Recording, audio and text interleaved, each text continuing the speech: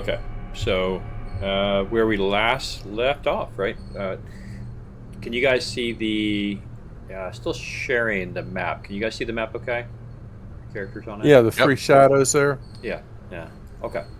So as a recap, you guys have you took the tail end of the orc surge into the Steading. There are many bodies of dead orcs and bugbears around. There are now, thanks to your efforts, 3 dead hill giants, 2 dead fire giants, and 2 dead carnivorous apes in your local vicinity. There are 3 summoned shadows in your party here on the bottom level of the Steading.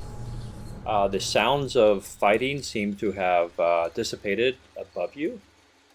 And you figure one side has been victorious, but you're not sure which, the orcs or the giants. And that is where it is.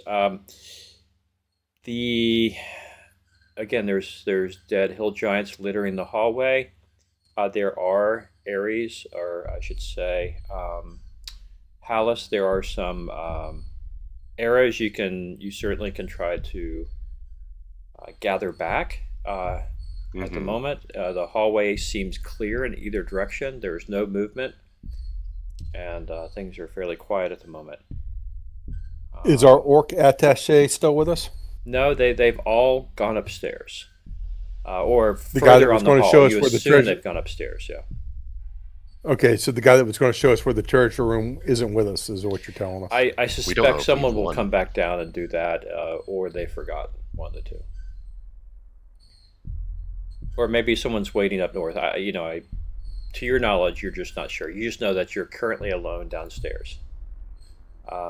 You have 3 shadows. I think you indicated at the end of last session that you would like for them to go and see what's going on. I'm not sure that they don't know the dungeon, so they're not really sure where to go. You might have to lead them in that direction.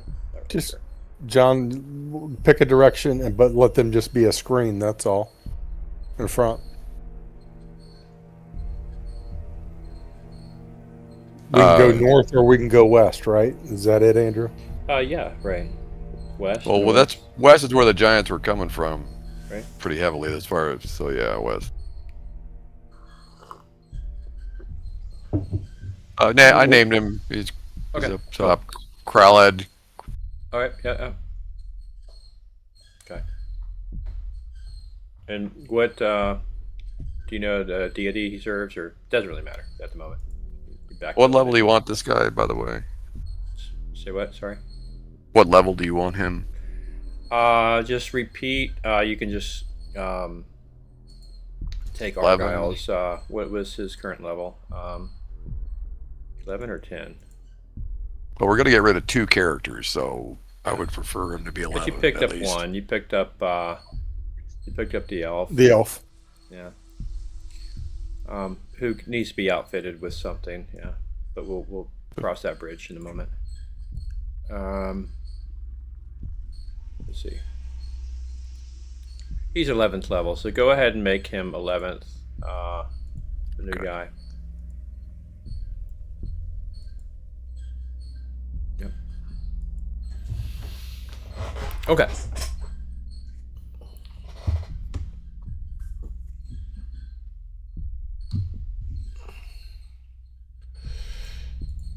Alrighty. So, yeah. So you guys are downstairs. You got your shadows, and you want to send them west. Is that what I heard correctly?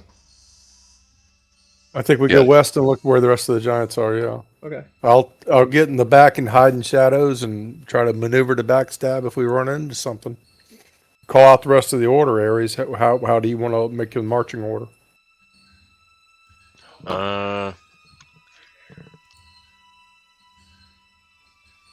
I imagine. So Thablebean is also going, correct? Sorry. I need to turn up my Discord real quick. Hold on. I might increase the volume. Oh, I can do it here. Sorry. Say that again, Aries. So Thablebean is also being decommissioned? Yeah. In fact, Thablebean tells you directly and bluntly, I am not done with these orcs. I am not done with them. While there is still breath in me, I will pursue them. And they're upstairs. I will go upstairs. And he All right, runs so he off. goes north and we go west. Yeah. Thalvin goes north, where he perceives the giants to be. The action, the fighting. Well, then I guess Hallis would lead with his sword out.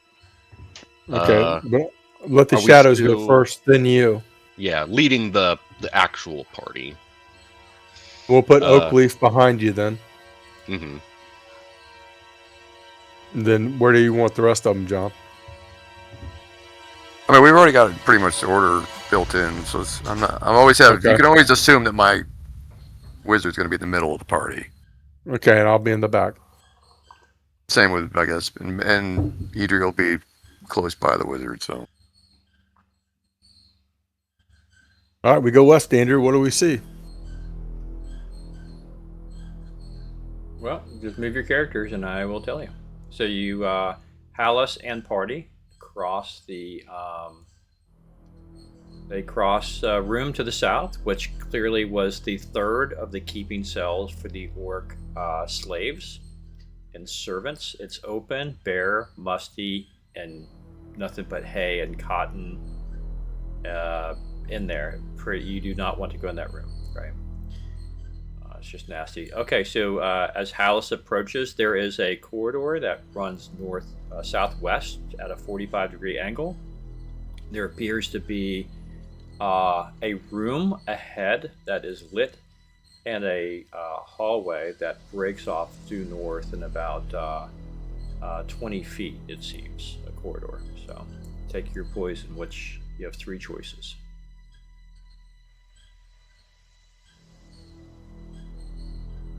You guys have to leave because I'm trying to work with this cleric right now, so All I right. can't do all this. Let's just keep going west.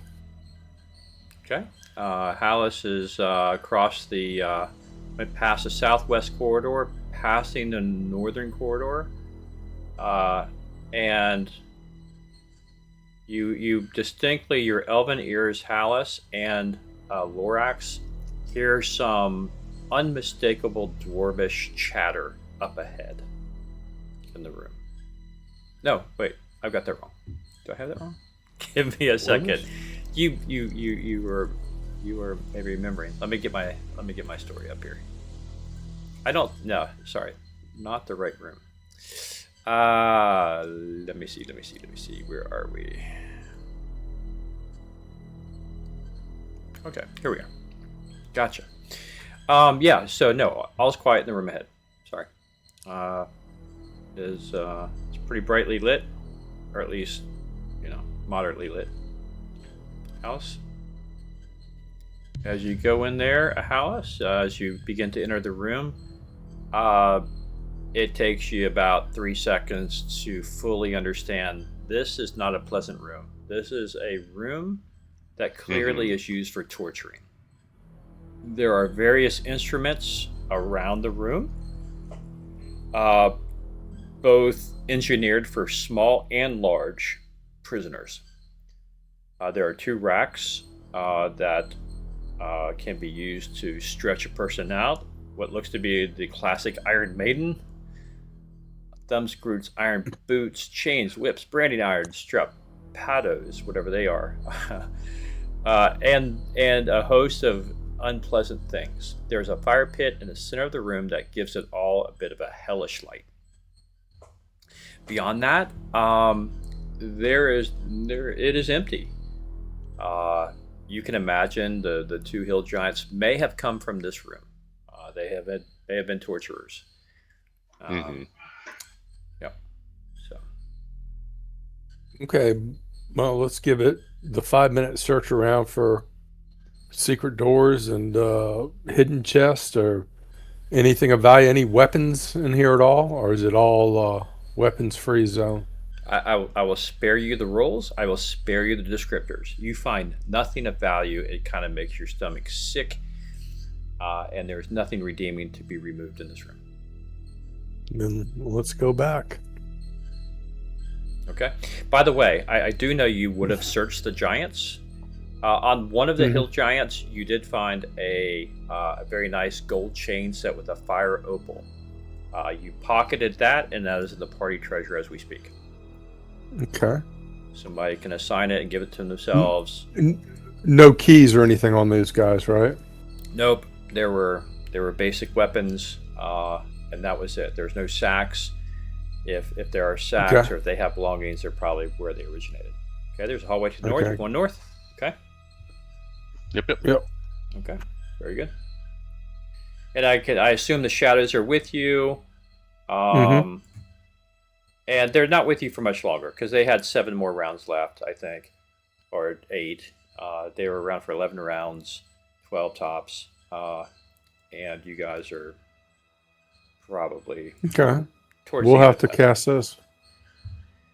Cast that spell But again thankfully, later. things are fairly quiet here as well. You find some dead bugbear guards.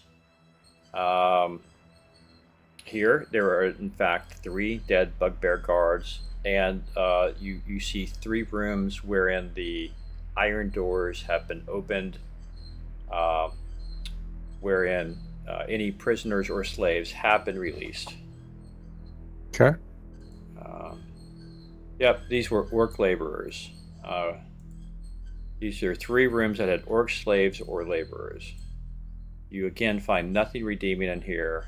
It stinks like animals have been in an animal pen. The All right, bugbears are we can't go any. Yeah, Go ahead. the bugbears are not carrying anything of value other than their basic kind of hide and splint mail, whatever it is they wear of their size, which would not be suitable for the elf. Otherwise, there's nothing you guys would want from these good bugbears. So we can't go any further north then, really. You can go into those rooms, but you're not going to find anything. They're just sleeping pens for the orc laborers and slaves. Okay, so to the north is just pens. Okay. Yeah. Now I see on the far west, looking to the north, those are bars into these pens. Is that it? That's right. And those bars have been lifted. Just imagine a gate that has been lifted. Gotcha. But that's what held them in. A fairly large room, so Yeah. you can imagine there were a fair number of these prisoners. Lots of cots and whatever, blankets or whatever they had. There was a lot of these orcs in here. Which is really, frankly, the only way they could have stormed the giants, right? Just sheer volume of numbers. So, which they Right. had. Okay, so there's 3 different bars, and those are all to cells that I see. One to the northeast, one to the southeast, and one to the north. Yes. Okay. All right, so let's go the other direction area. So we got to go back south, Yes. and to then the let's go southwest. to the southwest. Yes. I'm having a hard time moving my map. I don't understand why it doesn't seem to move. Yeah, I'm having a little bit of issues here and there doing it. I wonder if Fantasy Grounds is having a mini conniption. I don't know. Tonight, my stuff's moving pretty well. I'm moving Argyle without any problem. The map's moving well for me, so hopefully it's not my computer. I did just get through talking to John. I think I'll pull the trigger and buying some RAM and going from 12 gigabytes to 32. So that should help immensely on the server side, me, for the future. Okay. Yeah, All right. you'll be gold after that. I have a feeling a lot of it is just saturation of their network. Yeah. Andrew, I can't find Lorax, but Okay. if you could pull them south for me, I that will. would be I great. will. All right. So Hallis, you've come. You have come to an intersection, a fork that goes both southwest and southeast. That is where your elven ears do pick up some dwarven chatter to the southwest. Let's go southwest. There shouldn't be a dwarf in here. Okay. So you guys, gingerly or whatever, quietly, at least very, very aware, come into this area, right? So as you come to the area, this looks to be the immediate thing that happens is as you're going through the hallway, you're seeing very large shields You're seeing large, spears, large clubs on the outside of the walls coming in. It doesn't take you long to realize, Hallis, that you're inside a large armory where things were being made. You hear dwarven chatter. In fact, as you hear some dwarven chatter, you hear the scraping of chains on the floor, and you are surprised and to see an equally surprised dwarf, basically down to like a loincloth with ankle chains on him, carrying a hammer. He looks at you and starts talking in Dwarvish to his... Malverin speaks Dwarvish, by the way. All right, so you're over there, and you Malverin, you guys don't understand what's being said, but Malverin hears the following. Hey, it's as we thought. The fire giants, they must be dead. We have visitors, and they're not the large kind either. Who speaks common? We need these chains off. Maybe we get our freedom. And do they know where the keys kept for their chains? They do not. They've never been out of them, so they don't know where they're kept. All right, Malverin just tells them to calm down, and that we're there to help them out. It's all good. Yeah, in so Dwarvish, of course. Dwarves, they know what to do. I mean, now that their fire giant captors are not around, these chains they can get rid of the manacles. They've got there's implements all around in here. Well, I'm saying I should be able to pick the lock or the chain somehow, I would think. I don't know. Yeah, I think between the implements in the room, the fact that you've got dwarves, the fact that you got a master thief here, and a master wizard, it's not long before they're out of their manacles. If not fully out, at least they are no longer chained. And what you have 7 famished dwarves who have been worn thin and haggard by having to serve in this armory and smithy. This was run. They explained they are very profusely thankful. They explained to you, Malvern, that they have been captured for 4 months, as best they can reckon, down here in the Fire Giants, and they've been made to make these horrid instruments of war for the Giants on behalf of these Fire Giants who ran the smithy. Okay. You look around, there's like around 20 pike-sized spears, 41 6-foot spears, large battle axes, 2-handed swords, which are large. All of these only usable by giant creatures. But there are 7 dwarves here that were forced to do this.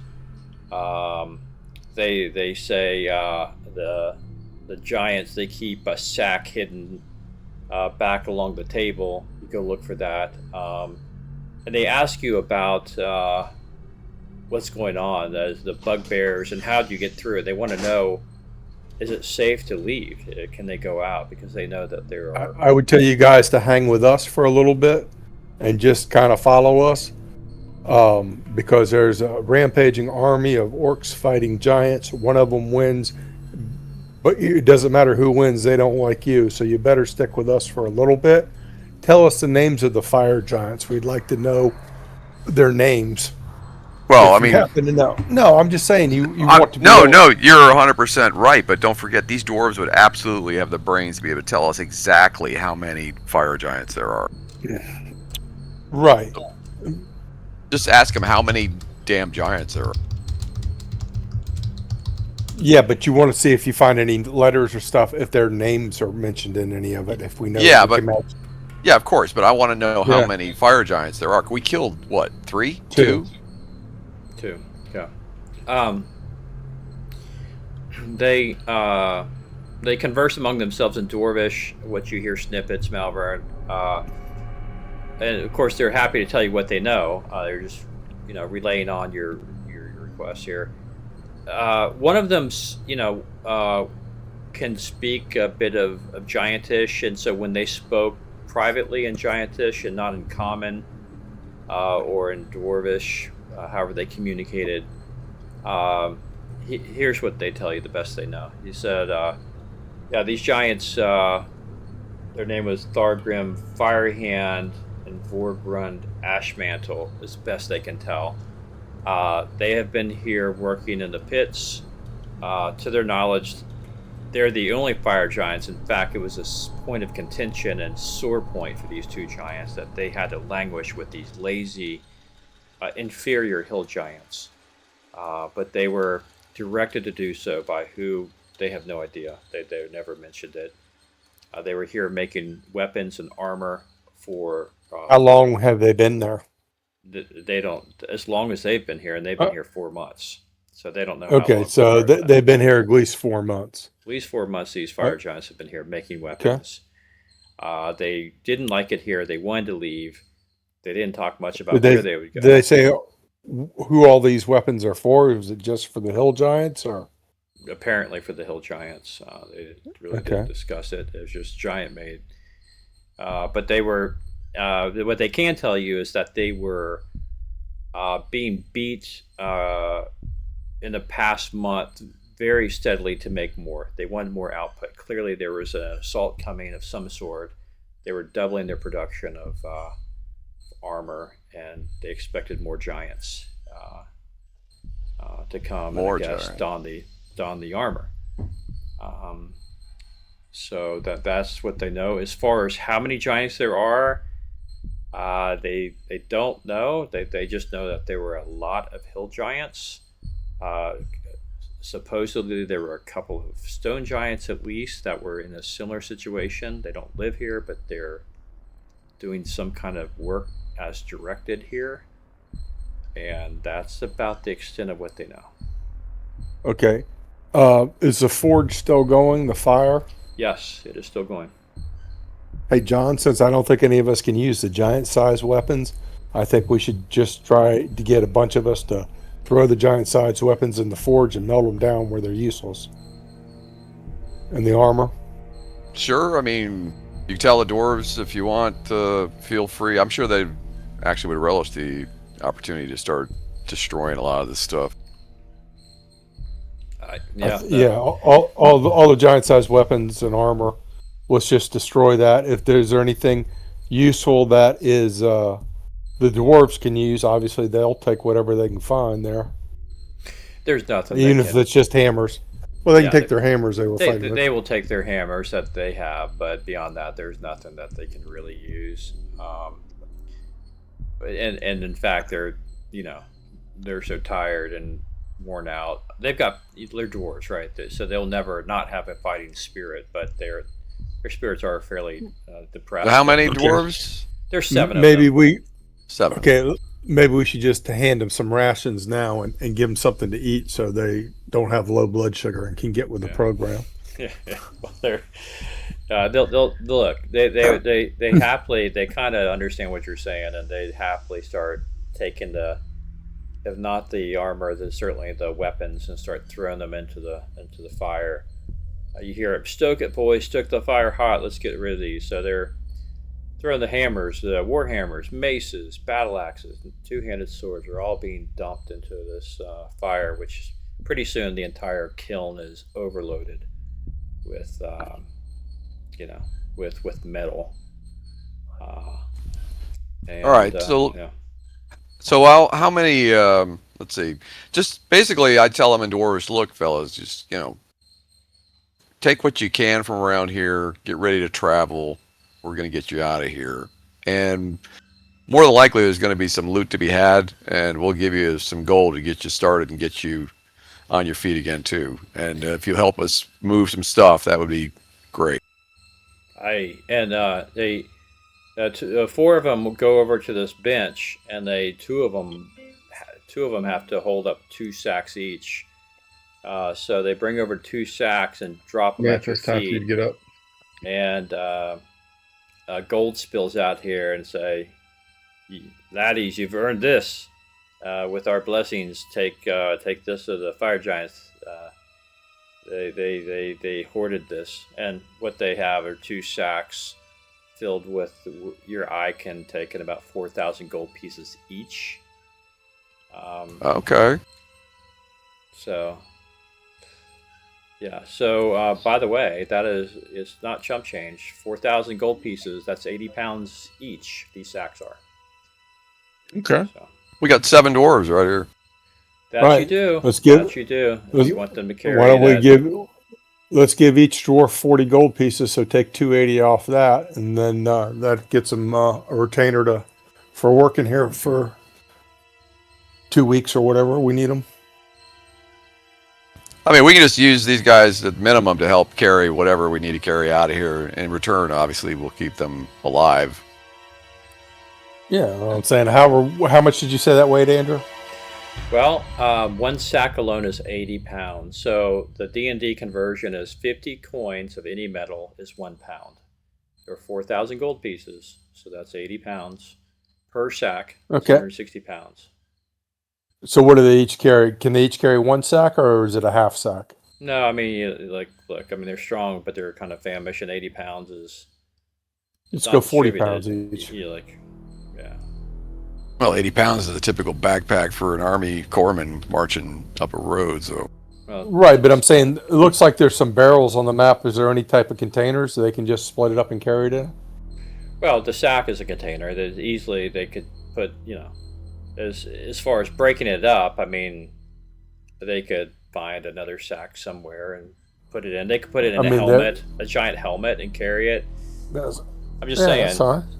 Yeah, I mean, So let's split it where they're each carrying about 40 pounds each, and then put the rest of it in your big box, John. I mean, I could put it all in my box. It's not even a thing, but we'd have to have time to rest, and I'd have to be able to memorize the spell and all that. We got to go a safe place. What I'm saying is, Dick, we have to get to a safe place. I can't just willy-nilly start casting high-level spells. Okay. Because I gotta memorize one to send it back. So it's like, it's a day process. It's like, and we don't know exactly what's going on here yet. So just have the dwarves carry it for now, I guess. all right. Well, Yeah, okay. Have them carry as much as they can, and then give 40 pounds to the elf. He's got a 17 strength, the fighter. He can carry way more than 40 pounds. Right, but that's enough for him to carry to be in combat right now. Yeah, I'm just. So that's split. That's 8 ways. So. Yeah. Well, I mean, he's barely carrying anything right now as it is. So 17 strength, he can carry. Give him a full sack then of 80 pounds. I don't care.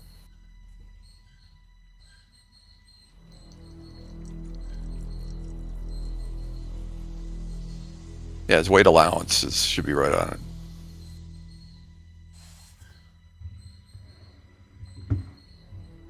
Right.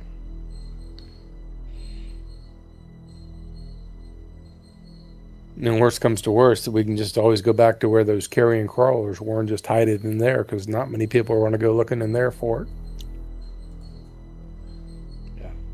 Yeah, he can carry 85 pounds as weight allowance before he begins to get overloaded. D&D clothes cost 5 pounds. He can carry 80, but he's already carrying a longsword, which is 4. So he can carry about 80. We'll give him 50. Give him a half load. Yeah, don't exceed his limit. So.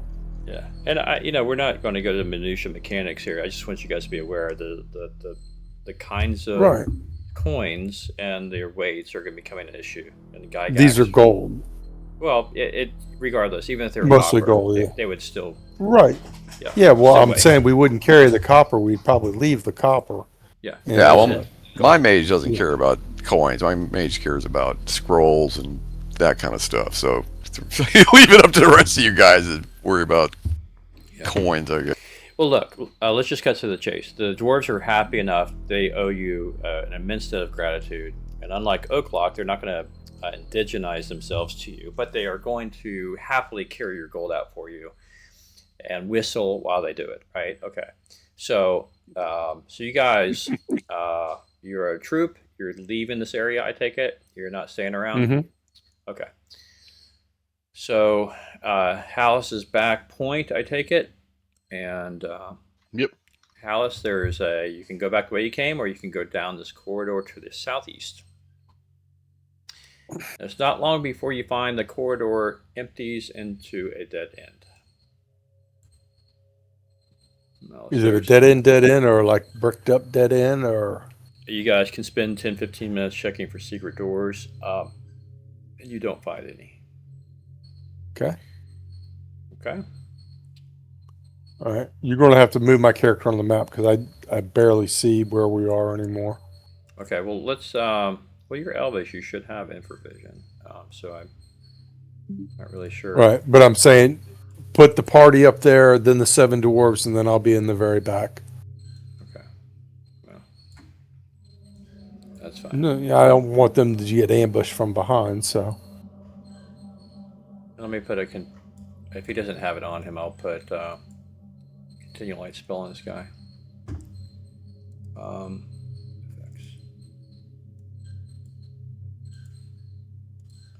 So right, so he uncovers his staff or quarterstaff, whatever he had. Let's see, light onto Argo. Okay. So I don't know if that makes you see easier, Dickie, but.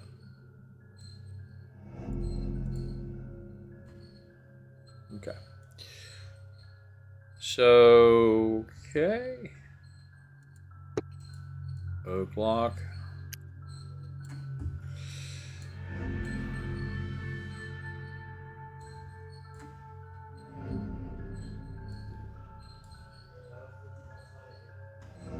Okay, so Ares, you take the party, lead the party back to where you started, basically. Yeah, because only other way to go is up. That is true. Okay.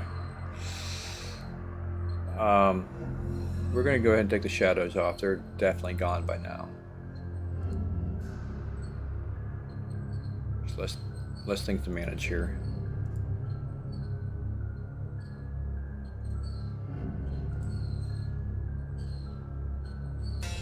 Okay. All right, Ares. So you start to go up, and the rest of the party follows you, and you're in a very longish corridor, going back into this room that you have once been in before. As you approach it, you left a different way, but you are approaching the large room where the guards mustered every morning. At the base of the stairs, you see the orc female. You recognize her, who led you this way at the beginning to the chief, and she rushes over to you, and clearly quite pleased with herself or the situation. And she starts talking very quickly in Orcish, which you can't understand. Alice will just turn and call over Idri? What is her name? I think the again? bard, yeah. I think you'll call Idri. the bard Yeah, over. Idri. Yeah, so the Orcish lady starts talking to the bard and explains, which to her, and in turn the bard explains to the rest of the party, that the orcs were very successful in scouring the upstairs for the rest of the giants. Unfortunately, the two leaders, the new de facto leaders, after you guys defeated Nostra and his wife, there are two brothers who took over. Like Hothrin the Lean, they called him, and Braca the Red Maul, because he, like Red Jaw, because he had like a red beard. These were very nasty hill giants who saw what was going on, and left the scene, cowardly as they are, but still very nasty critters. They left and took Which with direction them. did they head? Well, that's the thing. They don't know. The orcs were completely overwhelmed Okay. with their own hands. So they just saw that there were at least 14 hill giants that battled the orcs. The orcs had their hands full. The giants had their hands full, which gave the leaders, the two brothers, and a few of their lieutenants time to slip out uh, with their. They also had dire wolves sicked on them, and they killed those as well, but not without much bloodshed. But they won their freedom, and they're very happy. Uh, and you know, they bid you to come upstairs, but not before she says she remembered her promise. And she points right to where you are, Hallis, actually. She points to the western wall of the room that you're in and says, giants, or no, the bugbears go in there with treasure and come back out without treasure. And all you can see is a wall that looks like a wall, but being an elf that you are, upon closer examination, clearly there's a secret door that is embedded within that wall. Okay. So we've got 3 elves to go look. Oaklock, me, and Hallis there. Yeah, right. There's you have no trouble finding the secret door. But you guys just need to decide if you want to go through the secret door to where the bugbears carry treasure and there don't, or do you want to go upstairs and see the aftermath and discuss what's going on there? What do you think, John? The gold shouldn't be going anywhere. Yeah, I want to know what's obviously happened. Okay. Hallis, head on up. Yep. Okay. All right. She leads you up, right? So she says, "I'll take you to where they are," and you kind of know the layout anyhow. But you didn't spend a ton of time here, and you actually didn't go through half of the upstairs. I'll just switch the map and get you guys on the upstairs map real quick.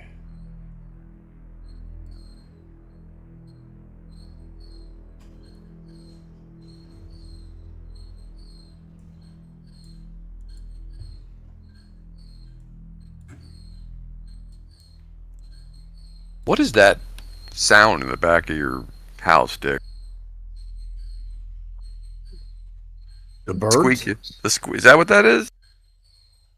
I think it's birds, but I thought it was like nothing. a giant I mouse wheel or something. I couldn't tell what was going on. No, actually, I don't think that's my house. I mean, it's pretty quiet in this room when I take my headphones off. So I don't know. Where's that coming from? Maybe it's coming out of the sound effects?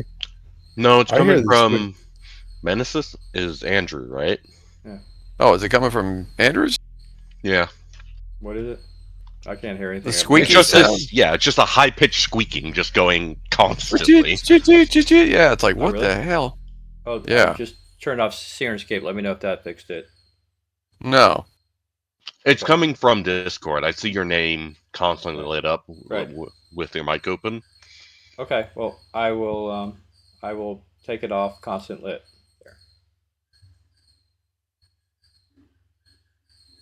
There. Yeah, it's weird. I don't know what that is. Yeah, it's there when you talk, but it's not there when you have it off. So it's definitely it's behind you somewhere in your house. I don't know.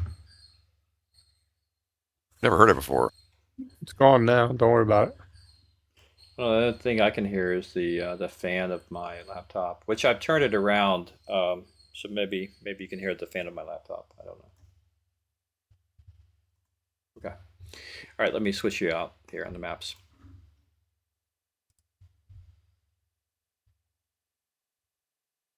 I'm convinced there's something wrong with the encumbrance system in Fantasy Grounds. Why? It's ridiculous. I've barely taken anything on this cleric. He's got a 12 strength, and he's already at heavy. It just doesn't make any sense. He's got a backpack. It's obviously not taking into consideration what a backpack would do. basic backpack doesn't allow equipment. you to carry more weight. It allows you to carry more It stuff. absolutely should allow you to carry more weight because that's the whole point of a backpack. I shouldn't be heavy from wearing a backpack, a belt pouch, chainmail, magic chainmail, by the way, which is lighter, a cloak, one weapon, flint and steel, a holy symbol, one vial of holy water. Let me get rid of this stupid lantern that gave it to me automatically. 3 flasks of oil, 6 potions, enough dry rations, which are like jerky for like 2 weeks, a shield, a sling, some sling bullets, a couple of torches, and a water skin, and it's got me at heavy. I mean, that's insane. I don't know. That's a lot of stuff, man. What's your max? 45 weight allowance, max press 140. He's at 99, so it's heavy. It's ridiculous. I mean, when you think about it, each torch is a pound. Yeah. That stuff adds up quickly. That was the issue I was having with Alice. Yeah, that's what I mean. I mean, it's ridiculous. I mean, it's like. I don't know. I think probably more to the truth is it's probably the math of the situation. We've just never paid attention to it growing up, right? But as it really does add up the math, it's like, wow, okay. Oh yeah, having something automatically do the math for you really makes you realize, oh, this stuff is surprisingly heavy. Yeah, medium shield, 10 pounds. That's a big shield. Yeah, I'm saying carrying a 10-pound shield all day on your thing, that'll wear you out just by itself. Yeah, I mean, I tell you, I put a 25 to 30 pound backpack on me going up into the Appalachians. It wore my ass out. I mean, I'm telling you, hauling that thing up stairs and that'll wear you out, man. When I was doing that yard work just a year back or whatever, I was carrying a 60-pound damn pack on my back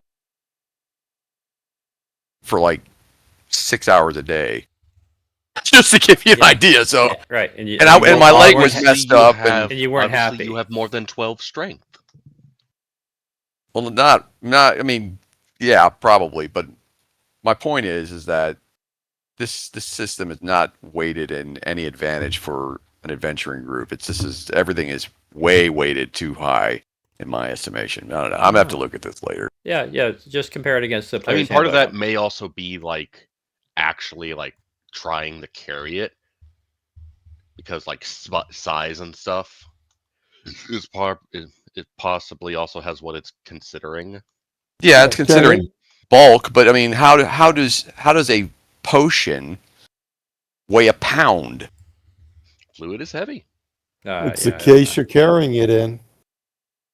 I mean, because if you just walk around with a glass vial, it's going to break. You got to have some type of case to carry it. Yeah, but you guys are forgetting, man. I was the DM for years, dude.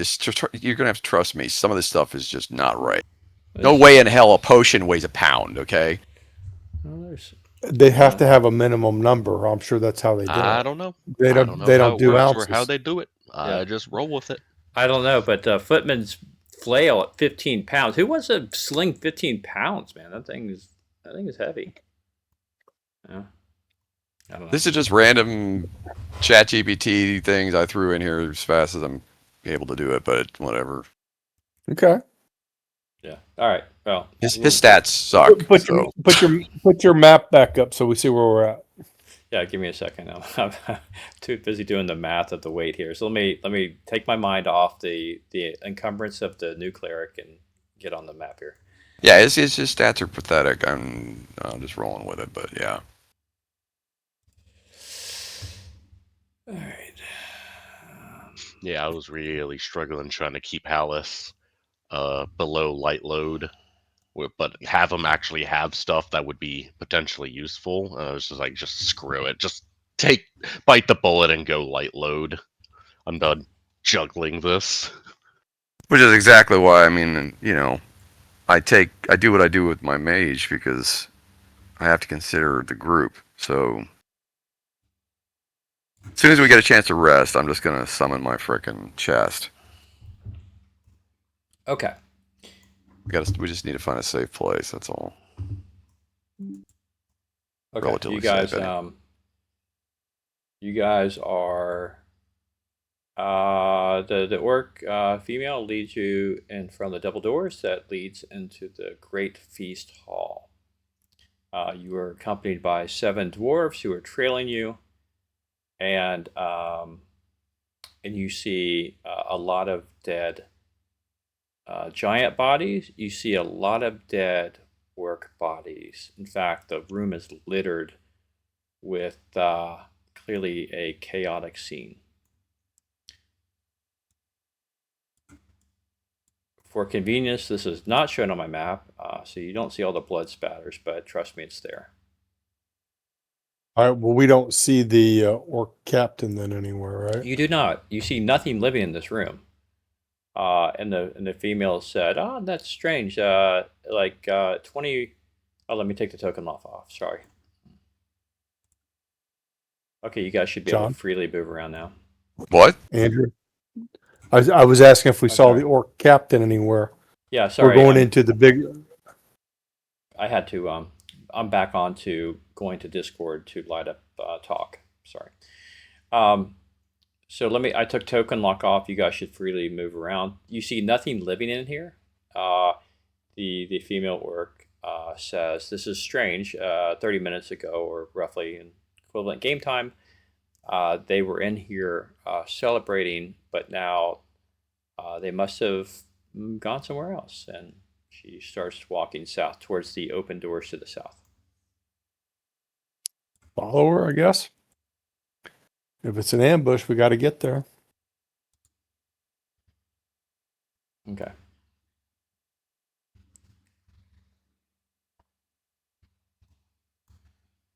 And you said to the south, correct? Correct. In fact, you see as you come down the hallway, all the way down, you see some orcs around to the southern. Anything interesting on the floor? The odd gold piece or gem? All right, give me a second. I've got to bring Discord up near the game. I keep talking and it doesn't register. Give me a second. Actually, I'm gonna get rid of push to talk. I want to see if this squealing has to do with my mouse button versus not. So let me get rid of push to talk real quick.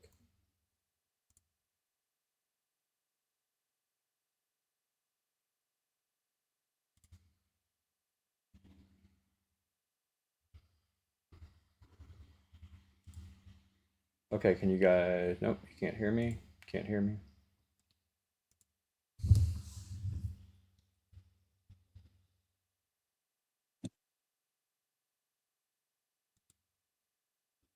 Check, check, check. Can you hear me? No. Yeah, I hear you. Okay. Do you hear the high pitch that you did before? No, I don't. Okay. Okay. So Hallis, there's a corridor that runs south. You remember this from the corridor by which you exited the compound before. You do see some orcs at the very southern bit to the doors going outside.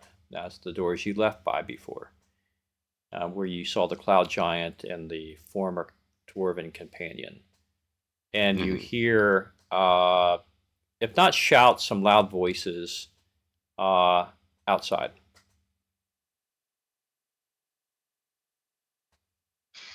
Alice will cautiously draw his sword and move forward. Okay. There's a group of about 10 orcs inside. They look at you and they know that you were part of the helping party, and they kind of move aside to let you out. In fact, they look like they're kind of welcoming your presence there. So that puts Hallis a bit more at ease. And it's just this door to Hallis's east? Not quite. That go south, I think. I think it's no, I've got it backwards. Perhaps it was. Let me see where we are.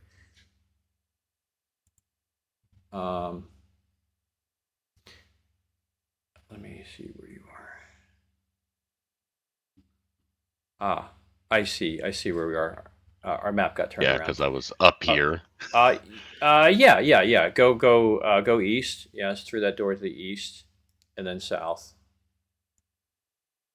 They kind of point you there, and out in this corridor. Okay, so out here, you recognize this as an area you did not go into.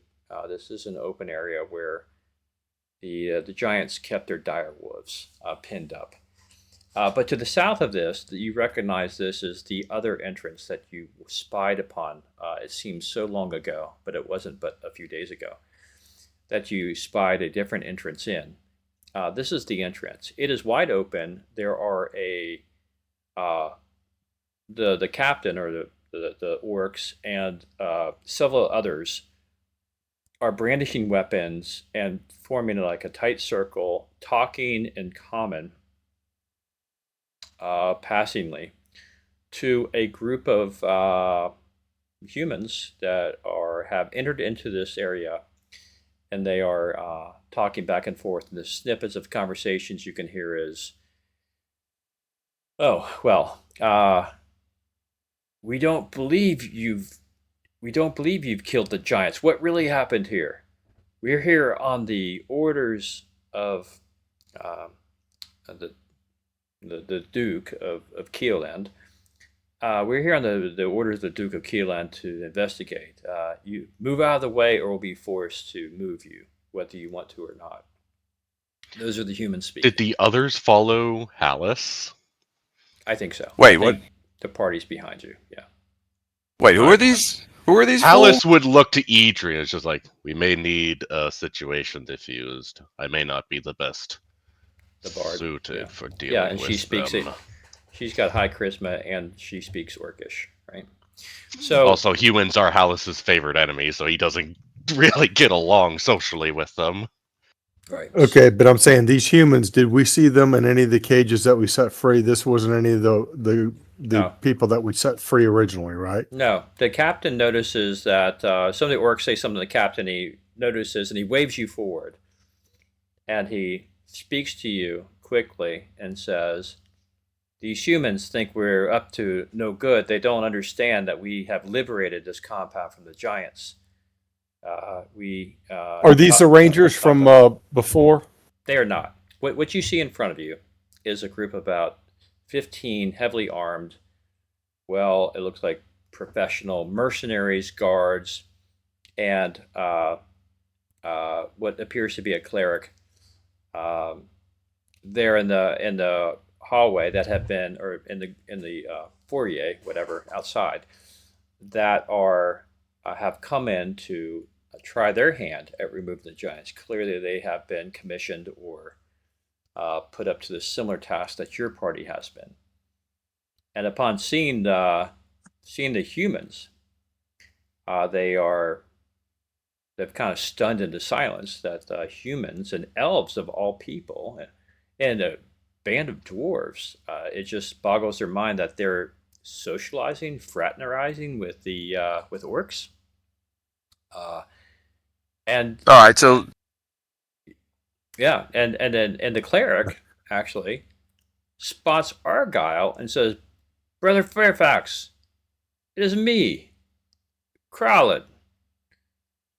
What is the meaning of all this? Come explain yourself." So Argyle, we've helped liberate these orcs, and they fought for their freedom, and they've won it, and they will not be harassed. They will be let free to go on their way. All right. This section is done. All right. They are. Look, Crowlett knows Fairfax. He knows of your party. He explains that he was commissioned by the same person that you were, whose name escapes me. But he was commissioned by the caretaker of the city, Sterlich, and they presumed you to be dead because you've been gone for many days without any sort of communication or acknowledgement. Not that you had cause to; they just sent another band. You explained the tale. that through overwhelming numbers, you guys were able to liberate the giant fortress and help the orcs. And they come to an understanding. They understand what happened. However, the orc captain says, but Hrothrin and his brother Braca and approximately 5 lieutenants did escape in the heat of the battle. We couldn't reach them.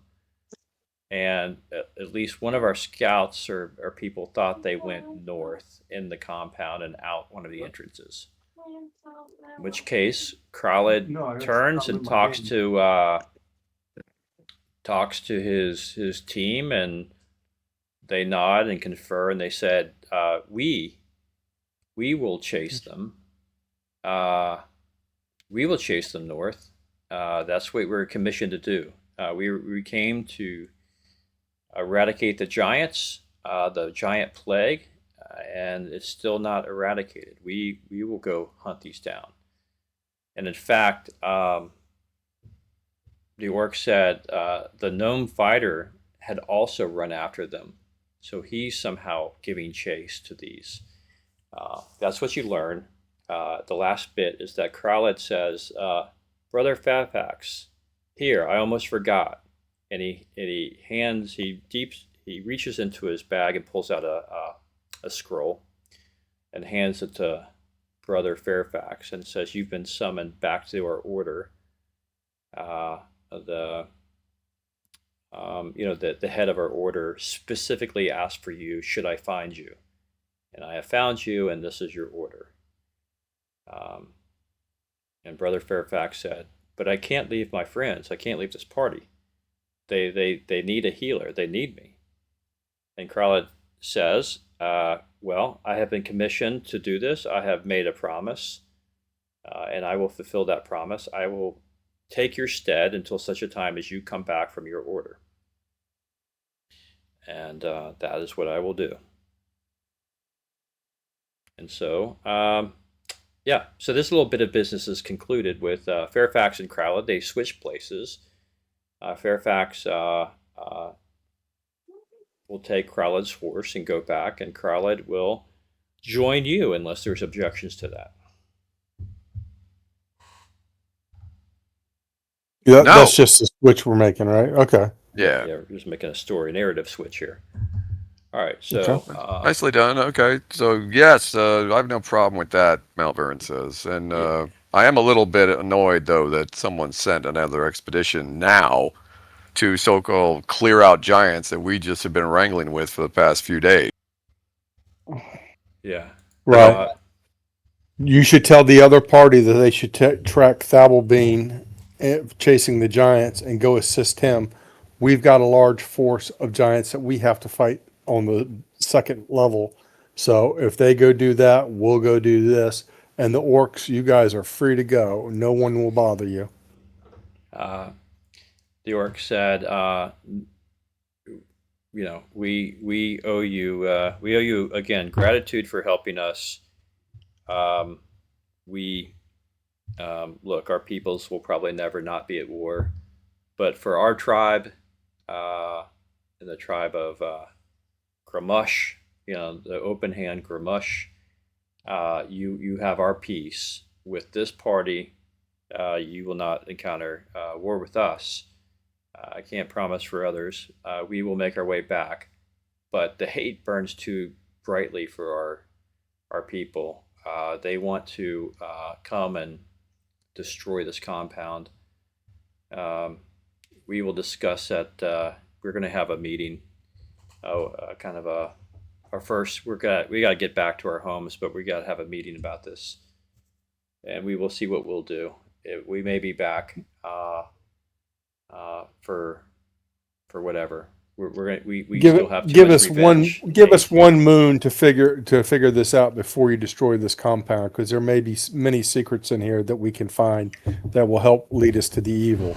Yes. But if you can wait 30 days to come back and burn it down, that would be all we would ask. Okay, I can't promise I can hold back the hate of my people, but a week. We want to see who shows up here over the next 30 days, because it may lead to a greater evil that we can destroy that has hurt your people and mine. We will do what we can. Yeah. Malverin just says to them in Orc, Idris says to them in Orcish, look, we consider that we have a non-aggression pact between your people and our group. Until someone breaks that, there should be no hostilities as far as we're concerned. Yeah. And we completely agree that this place needs to be burnt to the ground. It's just the timing of it. Whether it's burned tomorrow or in 30 days, it will make no difference. But after 30 days, it will be burnt. Yeah. Yeah. Okay. Is that reasonable? Yeah. He says, look, we will figure out another target. We will buy. His name is, by my name, Urgrith, leader of the Hand of the Open Band, or the Band of the Open Hand, rather. You have my word that my tribe will not be back. We hail, or we come from a pass about 8 leagues to the south. In the mountains, in the foothills there. That is where we stay. If your journeys take you that way, at least you know that there will not be war there. And he bids his people gather up. He talks to his lieutenants and says, gather up the people. It's time to go. And so they do. The mercenaries have since left, which leaves you in the courtyard with Kralad and the 7 dwarves. And the 7 dwarves then come up to you and say, "Hey, we also had to go, right? We want no part of this place. We have families. You want to be 7 dwarves out there with the orcs around there? I mean, your guys are all by yourselves with no armor and some hammers. Maybe you just want to hang out with us and help carry stuff around." It's a kind offer, but we'll take our chances. We have kin we got to get back to. We have wee ones back at the camp, back at our homestead, and we cannot delay anymore. As much as we'd like to be your servants, we're frankly tired of being servants. We need to go. With that, they give you their thanks, and they leave. They don't want to be in this compound anymore. All right, so where do you want to move the gold now, John? We need to find a place to hold up at, so we could take these dwarves wherever. The dwarves, do they have any idea of where we could camp? They just left. Why we camp? Well, we got the entire Steading. We just go into the watchtower. Yeah. Yeah, but we're sure it's empty. There's no other bad guys floating around. We can rest up in the watchtower and heal for 24 hours, and then we'll search the rest of the upper deck compound, and then we'll go to the second. And then while we're up there at the watchtower, we can see if anybody's coming. So if there are any reinforcement giants or a different raiding party coming in, I would just sit in the watchtower and have us watching out the tower, using it. Yeah. I mean, that seems like a defensible place to me. That's fine. Idri says, because she's heard the other orcs talking, of course, she can understand everything they say. They've swept the entire room. They're thirsting for more giant blood. There's none to be found. They're quite disappointed. They've gone from room to room to room, and there are no more giants up here. All right. Well, we need to be searching the whole Steading. Right, but I'm saying you guys are out. Right, but I'm saying I think we need to spend a day in the watchtower, resting, healing up our spells, getting organized for where we want to put stuff. I mean, I would hide the gold up in the very top of the watchtower and just. We don't need to hide the gold. We just need 2 days so I can summon and then memorize and then cast and then rememorize another spell. That's basically it. And then we could pretty much store all that gold pretty easily. But we need 2 days. Safe rest in that tower. I'm going to take 2 minutes to go to the restroom while you guys are getting organized. All right. I mean, I'm still actively sitting here building this freaking cleric. That's why I'm distracted. All right. Well, you guys can just decide if you want to explore the rooms You feel fairly confident there's probably nothing in here that they found, but you guys can go rest, or you can... Well, I want to set up camp, and then people can go do whatever the hell they want. If they want to search, but we got to set up camp first, and then people that want to look for stuff can look for stuff. We have to check out the hidden treasure room. Yeah. Yeah. Yeah, that won't be forgotten, I'm sure, by the thief.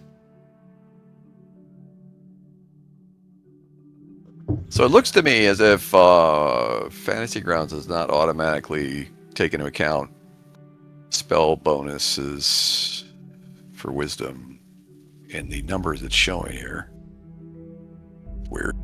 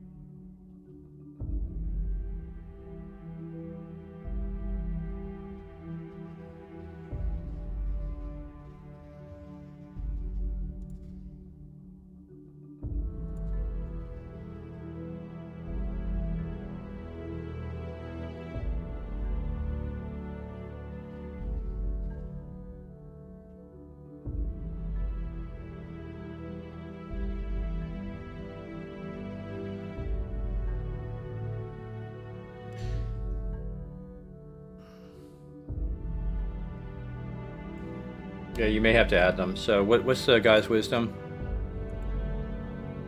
I'm working on it. It's 18, so it should be +2, +2, +1, I think. But let me look here. That's right. 2 first, 2 Yeah. second, 1/3, 1/4. Yeah. Even freaking ChatGPT is telling me wrong stuff here. I'm having to correct it again. Holy crap. Come on, man. No, yeah, you got both player's handbook. It's table 5 wisdom. You get. What are we doing? He's working on his cleric. So +4 defensive adjustment. I think that should be built in. Bonus spells, and there's a 0% chance of failure of cast. Okay. All right. So you're doing that. You guys want to set the room as Hallis said. There are in fact some fairly comfortable giant rooms in here. Do you want to? The giants are pretty grubby people, so it's up to you if you want to commandeer a room or go up to the watchtower and just bedroll. I think the watchtower, because somebody can watch out the watchtower. I mean, okay, you know, all right. Well, that would make more sense to me. What do you got? I mean, it's a pretty big area, the watchtower room, isn't it?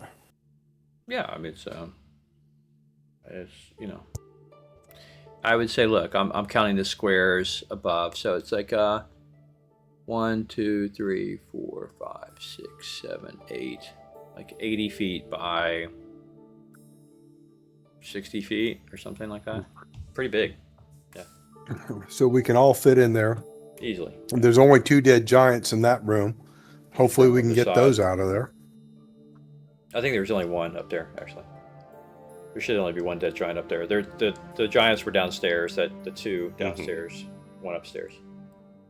I mean, we can just dismember him and throw him out the roof out of the open window. Or you could just throw him out the open window. Well, if we can lift the giant, I was just assuming I had to cut him in pieces. No, I think you don't want to go to like the Fargo, Don't be destroying all the giant bodies on me. Leave at least one intact, please. We might need one. There's plenty. Look, there's plenty of dead giants around here. If you need a. Well, I want one of the fire giants. You're gonna have to go downstairs preferably. to get one of those. So, but yeah, it's kind of like an open. Imagine an open. The watchtower is not enclosed. It stands up, but then there's like the wall comes up to the giant on its like belly. They can look out. It's open. It has a roof. Trust me, but it's open.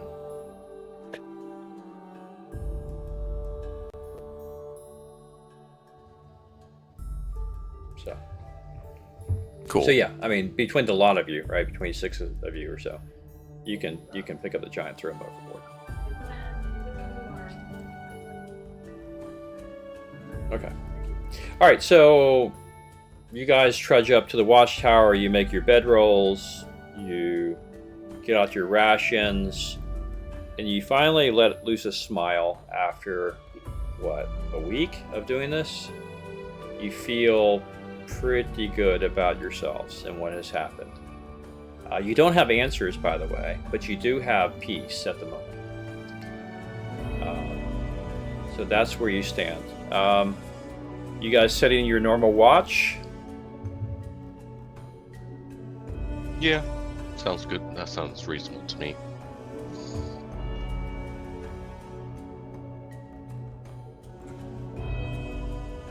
Okay.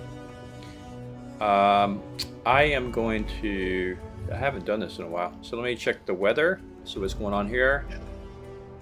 I'll advance it. Just gonna hit us with a blizzard just to be like, screw you. Enjoy the watchtower. Yeah, but I think it's like, aren't we like in spring or something? Look at that. Dead calm. Air at least still. It seems it's a very pleasant spring evening. There's a crispness, but not overly crisp. It is absolutely perfect. Stars are out. It's not windy. You can hear the watchers' happiness. You can hear a broken twig along the way. You know, it's a perfect night to chill and relax. Actually.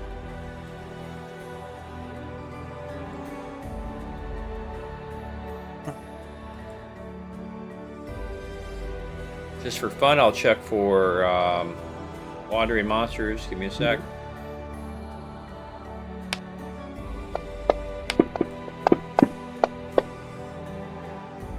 Nope. You do not hear the sounds of wolves. It's a quiet evening at the Steading.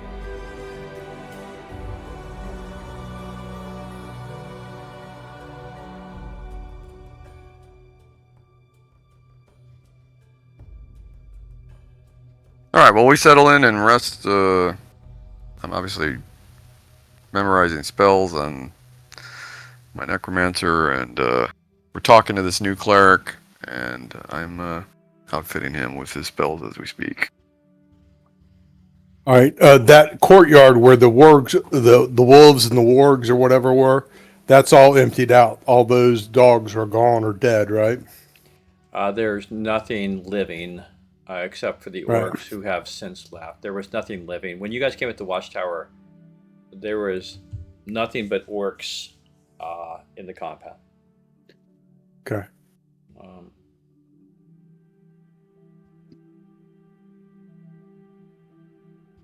So it's cleared out, yeah.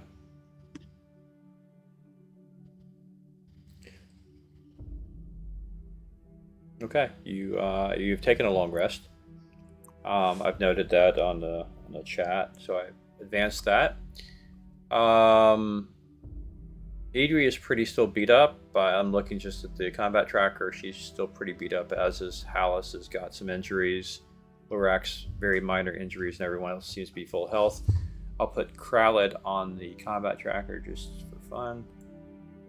He seems to be at full health, of course. Okay, so it is breaks open morning. You guys are in the watchtower of the Steading. It remains quiet, and you guys can figure out what you want to do.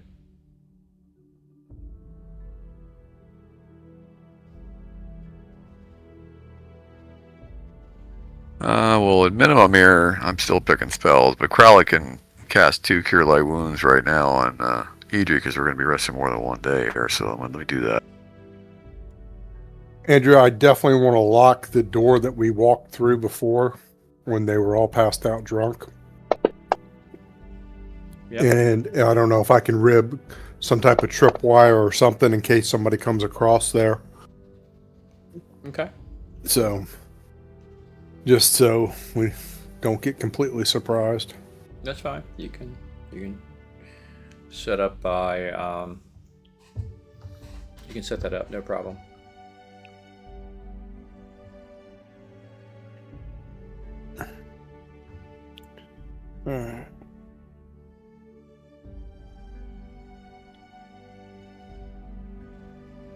I've just put two characters, at least two of them. Who do I put there?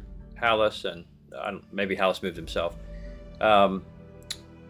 into the kind of underneath the tower. I don't have a area for the tower, so I put you guys underneath, like terrible roll leading up.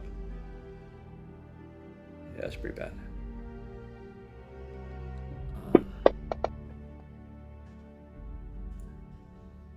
No, we'll all each take a turn in the watchtower watching, and everybody else can be crashing out. Yeah, you did last night. It's already morning.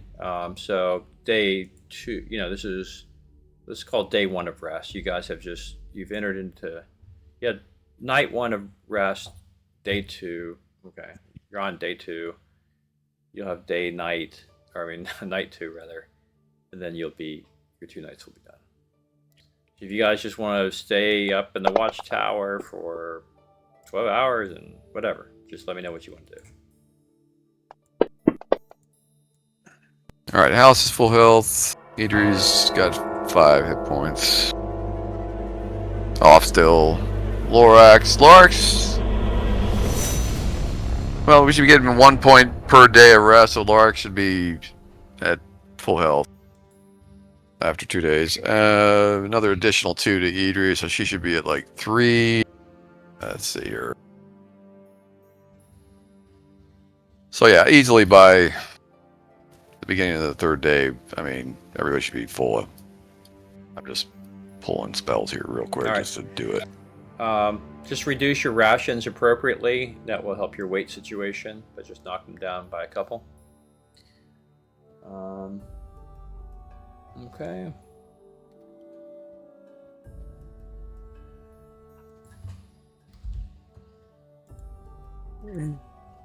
Inventory.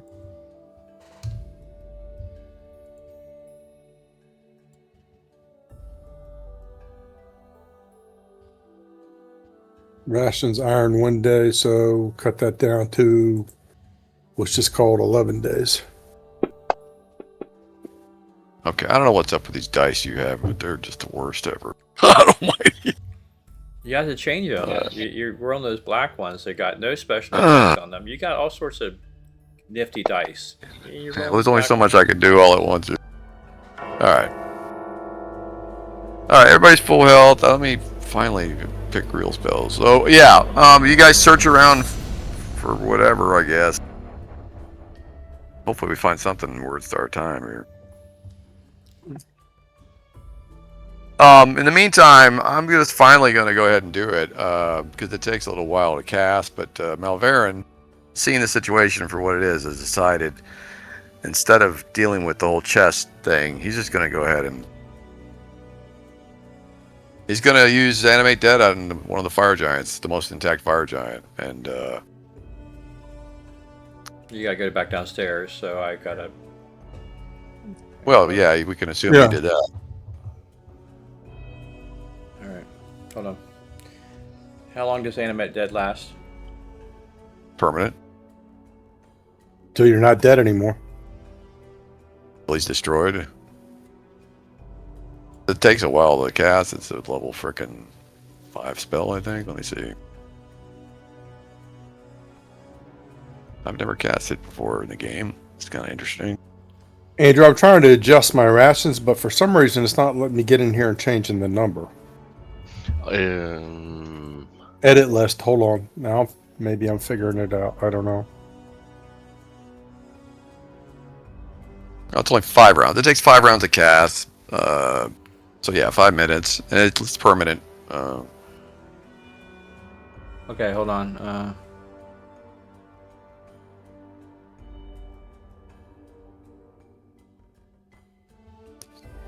See what I can. Oh, so I probably can't actually. Let's see. Can I even res one of these bad boys? Yeah. This is where this is okay. So this is kind of an issue. So by first, if the giants are first edition rules, like you said, then I should be able to raise 1 fire giant. Oh, actually, hold on. Maybe I can. I'll probably have to do a damn hill giant because I'm one stupid hit die off, I think. Yep. Fine. Biggest, ugliest hill giant.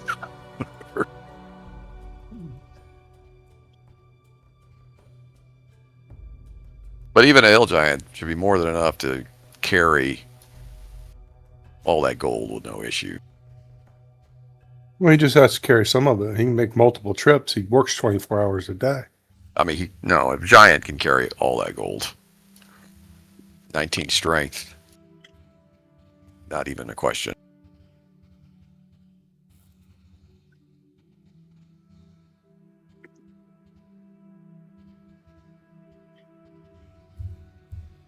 And it's undead, so it isn't like he's going to run out of gas.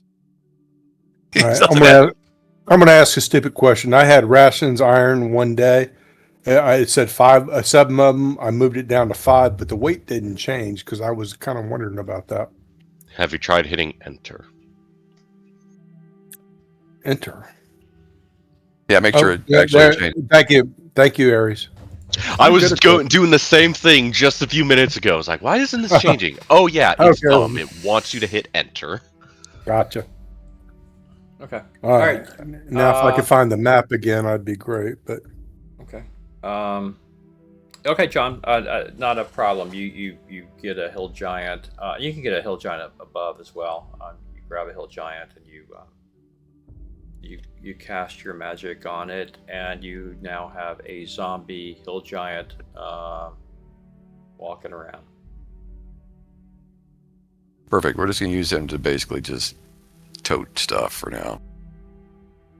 I was going to say, there's all that armor and crap downstairs for giants. Yeah, I mean, obviously we could outfit him, but I don't think it would go a whole lot of different. He'll carry less stuff. Well, I mean, let's see what he can carry. I'll tell you right now.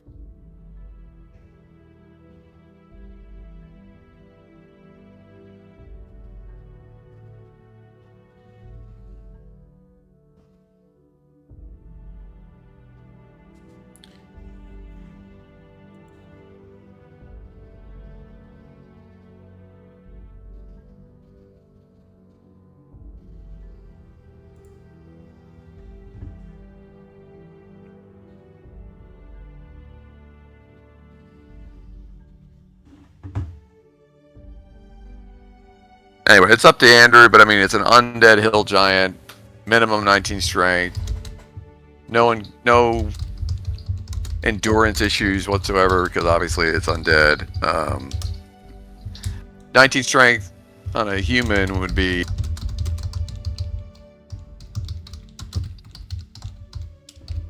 normal load to be 100. I don't know what is up with this damn AI. It's not even giving me right stuff here. Hold on.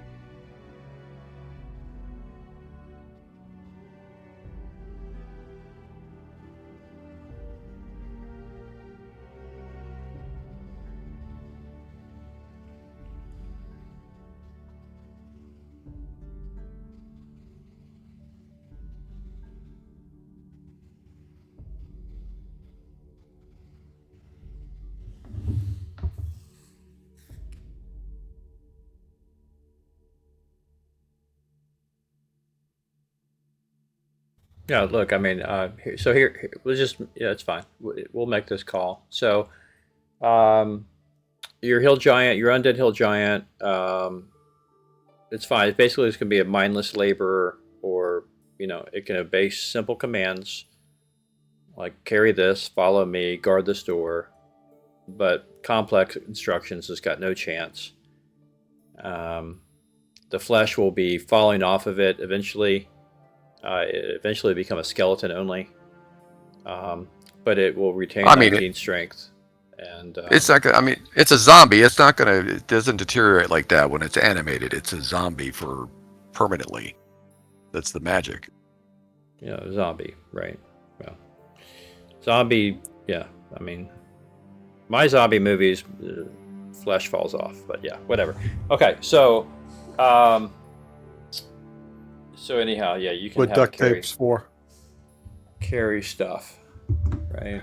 It's 300 pounds max carry according to the ChatGPT for strength 19. That's not considering that it's a giant and or undead. So I mean, anyway, we're looking at 300 pounds, which is 3,000 coins minimum that it can carry around and still keep moving. That's what it's fine. Which is still, I think, low ball. But anyway, whatever. But I'm saying, hey, John, I got a question. Every day we're here, can we add one more zombie if we need to? So we have 7 or 8 zombies? Yes, technically. Okay, we're in good shape. Don't worry about it. Yeah, I mean, I could literally march 1 per day if we had to do that, yes. All right. Still We'll got to find figure some out more what's gold. in the hidden Just- treasure room. Yeah, let's get back down to that. Yeah, that's Lorax's dealio right there for sure.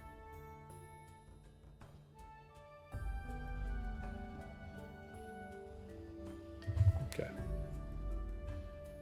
I mean, I can still summon my chest and put the rest in this chest. So anyway, we can slice it in, or basically we'll figure out some way to get the cash out here. But I'm more interested in like seeing what of real value these coins are.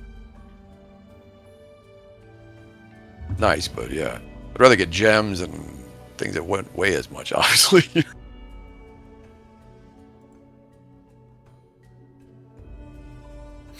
Okay, I need to transfer this parcel of the coins over to the party inventory sheet, but it's acknowledged that the logistics of it's a bit problematic.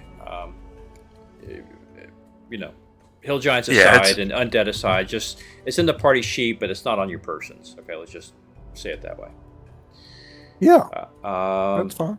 Okay, so yeah, I mean, I already had Animate Dead memorized, so it's like I'm not stretching the rules here or anything. It's like, so I literally could for 2 days. I could have animated 2 giants by now minimum. So if we have to do that, so fine. Consider it done. We got at least 2 zombie hill giants. I mean, 2 is a good number. You got that way. You have one on the left and the right. Looks balanced. Yeah, and it should be fairly intimidating, I would imagine. 2 zombie giants. I don't think anyone's going to pick a fight with us right away. So yeah. Well, they're going to take a look at the party a second time, I'm sure. Do you want to finish the first level floor, searching it around? Because they, obviously upstairs there's the other half of the place we hadn't been through. If you want to search it, room by room, John. It's up to you. You do what you want with that. I mean, you and the ranger probably have a best chance of finding any secrets out of the group, especially because you're both elves. So. all right, we ready to go? We ready to go back on the second sheet again? You guys are back downstairs. Yeah, and they've got automatic high chances to find secret doors and stuff as elves. So. You just roll for 3 elves. That's all. Yeah, Is the undead giant staying upstairs or is he downstairs? Good. Well, we've got 2 of them at this point. One can stay upstairs, and just guard the place, and one can go with them, I guess, to carry stuff. Yeah, we leave the loaded one up there in the guard, and then we'll take the empty one with us and to fill them up. And I don't know. I guess I should go with you. Yeah, it would be nice if you're controlling the zombie hill giant that you were there. Yeah. Yeah, I mean, I'm just the cleric, I guess, that I'm working on. I don't know. Should I keep him at the tower? I guess I'll take him with us. I don't know. I'm still trying to put his spells together. Yep. So you guys go ahead and lead on.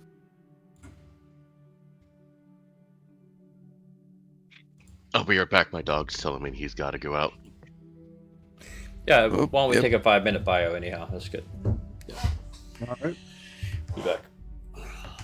Yeah, I need a snack or I'm going to pass out.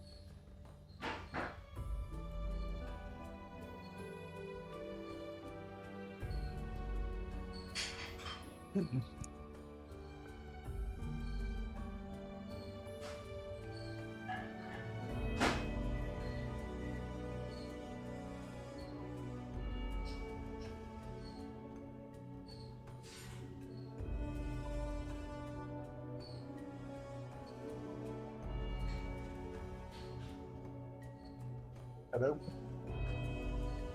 Hello. Voicemail on my phone. It said,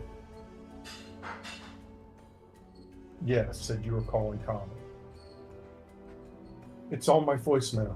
Yes, it's from you. Yes.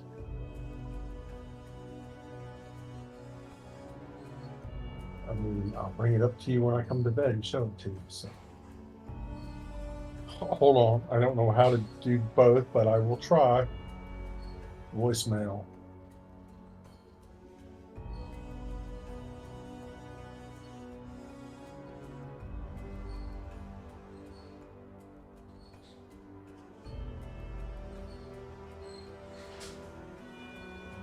Yeah, I just played it. Oh yeah, I'll call Con.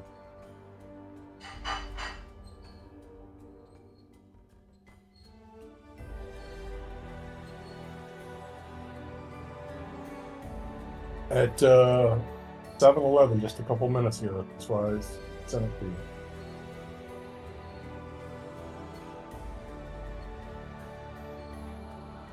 Bring up the phone. Bye. All right, I'm back. Come back.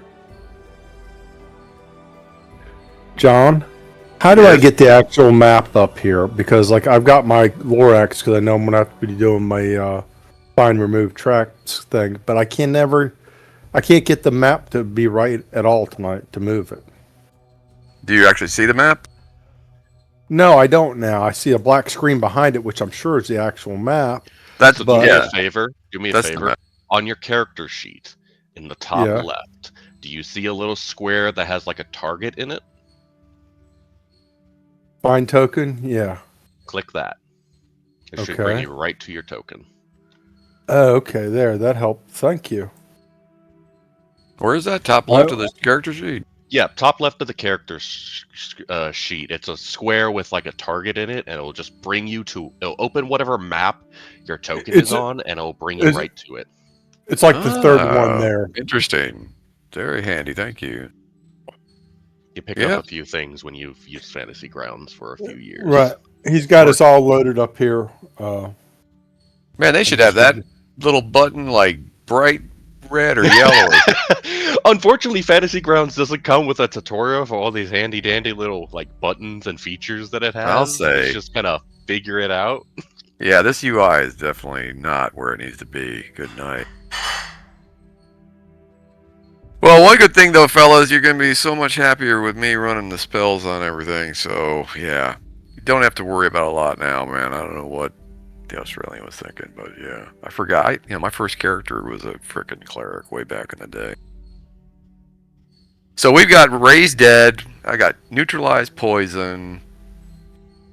So you've always played a cleric because you were a cleric of Ra. I remember that. You had these sunbeams that lit everything up.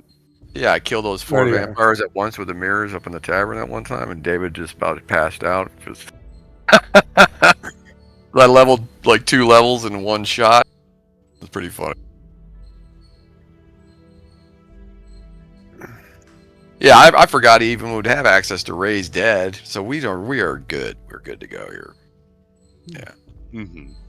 See, I'd rather have kept the 7 dwarves and then have them each have a hill giant zombie on a leash carrying them around, taking care of everything. Yeah. that would have been pretty scary going to the next giant enclave. That's true. Yeah, well, I really need to get to level 12 because so many things get amped up for the Necromancer at 12, but I'm still quite a ways. It's hard to level at this level, but otherwise I'd be resonant. We'd have both those freaking fire giants in full armor with 12 hit dice each, zombies. I mean, that's no joke. each hitting with like, let's see, 22 strength. Yeah. Like, yeah, at least. Might be 21. Let me see. What is it? 19, 20, 20. Nope, 22. Pretty sure.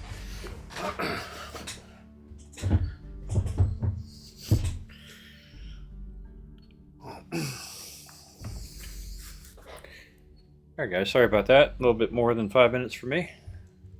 It's all right. No problem. We could hear you cooking all that stuff. Mike was Hot open dogs again. for my my little man. Yeah, a pretty sad dinner here on D&D night, but it's okay. Is Patrick visiting, or is he just there by himself? It's just me and Jake right now. It's he's getting on the game, playing Xbox with him here in a second.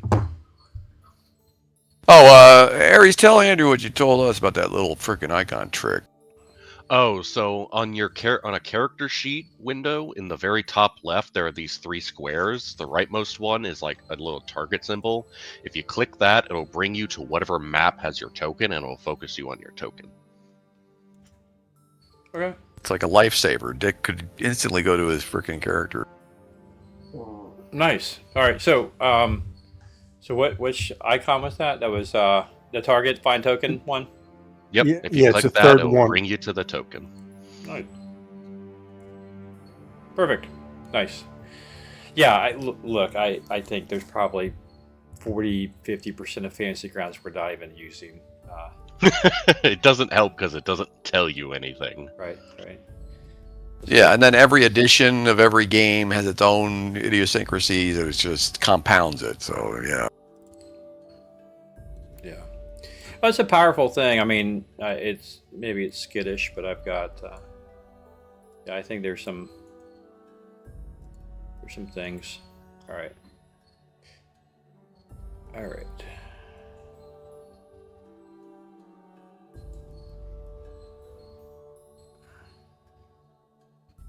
All right, Thabble is gone. Okay, cool. Argyle. I need to get rid of Argyle here. Characters. We were featured in the Cleric Exchange program. Yeah, right. Yeah. Exactly. This is pretty ham-handed way of happening, but hey, happens all the time. I mean, it's a tad more believable than your deity is not happy. A bolt of lightning has come and completely taken you out. Yeah, I mean, we're high level characters. It's not that difficult to believe that people would come looking for us and stuff. Mm-hmm. I've also played in games where they just like, all right, this person is now here. They've always been here. That's as far as roll with it. Right. Well, we're going to be in way better shape here, Andrew. I was just telling him because I just completely forgot. I mean, at this level, Cleric has raised dead, so it's like we're not in any real serious danger here. Just gonna. Oh yeah, because raised dead's the one that allows you to resurrect a player or a character, right? Yeah, it's like Resurrect, except it has limitations based on the time span. But considering we're a live adventuring group, there's almost no situation where I wouldn't be able to raise anybody that dies. I mean, it's got to be within a few Isn't the days. material components the problem? I mean, it could be, but we Andrew and I pretty much, as we're running it, we just assume most of the time that you have the material components. But if you have to get them, you have to get them. Fair enough. On this, it's probably some ritual, but just the mere fact that we're at that level where you have a raised dead is like huge. Mm-hmm. Okay. All right. Let me get a giant token here. Oh, it may not work on a elf, unfortunately. No, we get reincarnated, I think.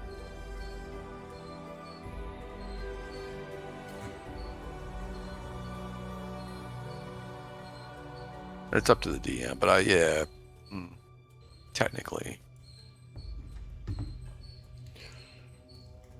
Oh, okay. I was a little mistaken about where that secret door was. So the orc female pointed here, and not down there. So that's where she pointed to where the door was. Did you actually hear it? So, No, you I guys just saw it. Oh. Tell me what you want to do. Oh, sorry, token locked. Let me take it off. Every time we go to a new map, it just automatically defaults to the token lock. So token lock is off. I mean, Alice is just going to go towards where we were told the hidden room was. Okay. And you said it was to the north? Yep. Just right around the corner. All right. You have no trouble knowing it's there. You absolutely have no trouble seeing it, Alice. And you find the mechanism to open it. It's pretty worn. The bugbears have trudged this way a lot, and it opens. It leads in a darkened little corridor towards another door, which opens into a stone hallway.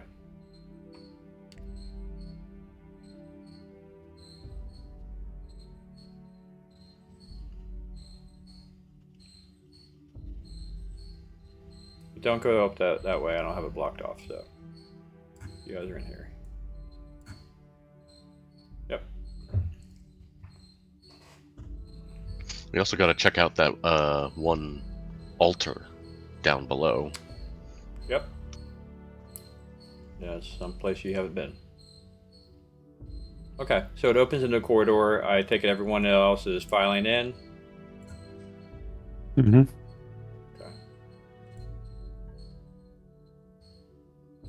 John's having to run 3 characters. A little tough here. I'm sorry, and I'm still picking spells here, so hold on. For the sake of convenience, they are with us, so he can do his thing and still be included. Right. Andrew, is there a way you can just like light up an area where we can just see where we can go? Well, like do it by room or something? Because like right now I can't. It's all gray, but there's a little bit of brown over here to the right that we just came from, but the rest of it went out. Like, do we have no light source? Or I don't know, Hallis, are you having problems? I can see the path as I go. Does your sheet include your infravision? Because you should be able to see fine. I don't know where you guys went. Yeah, but I'm saying I lost Lorax. I've got the other elf. And that's all I can see, but he's in like just a black grid. I mean, just click your little icon on your sheet and do that routine. You'll find him again. Well, he has to pull up Lorax's sheet in order to find Lorax. I found Hallis up there. There's a Lorax. I see him, but it's just seems very small here. There it goes. He's moving a little bit now. But now I go to the other guy and he blacks out. Okay, we'll do the best we can. That's all. Moving forward. Moving north, right? All right. Yeah. All right. All right, Hallis, I'm putting you on token lock now because now movement matters a bit here. Okay. So you guys wind around. Yeah, I don't know where. Yeah. Okay. Give me a second.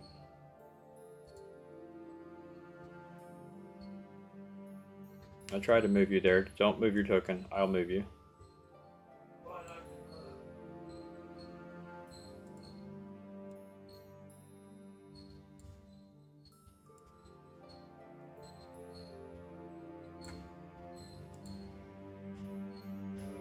Okay. We'll just assume the giant's in there. Okay. So, Hallis, as you come around the corridor, you see... which appears to be a large room with not really much in it, but you do see a faint glint of light in the far west wall. It's a bit of a glitter, actually. And maybe it's, if you couldn't tell better, maybe a glint of a gem or something at the far west wall. Okay. I guess Move. Palace is gonna keep moving towards it. Okay. And I'm gonna grab all you guys who are more bunched together than this, just catching up here.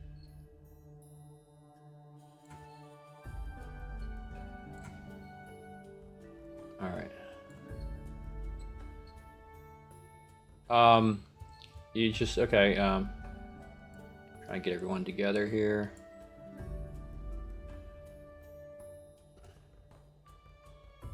So you guys just move as you need to move, right? And I'll prove it.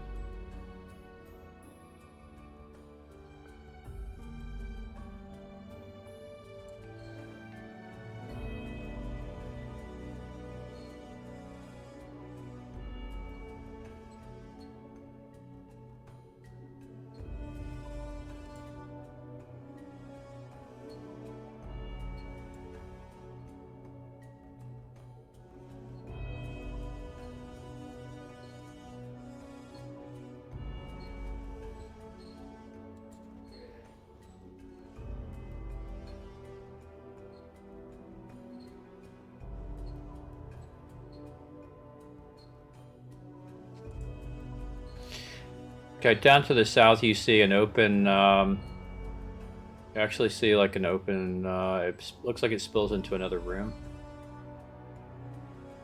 Hold on, Malverin and team. Are you staying back there? Or are you moving forward?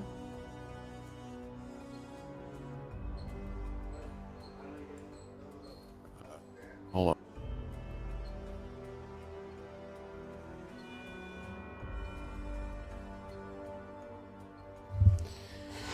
Sorry, Dickie. I gotta wait for the other part of the party to make up their minds what they're gonna do real quick. Yeah, no problem. In this case, it matters.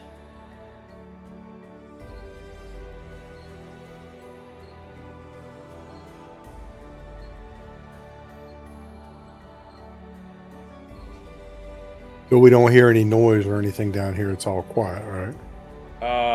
You do hear. I mean, I'm just noise following down. these guys. Hold on. I'm trying to do 3 things at once here.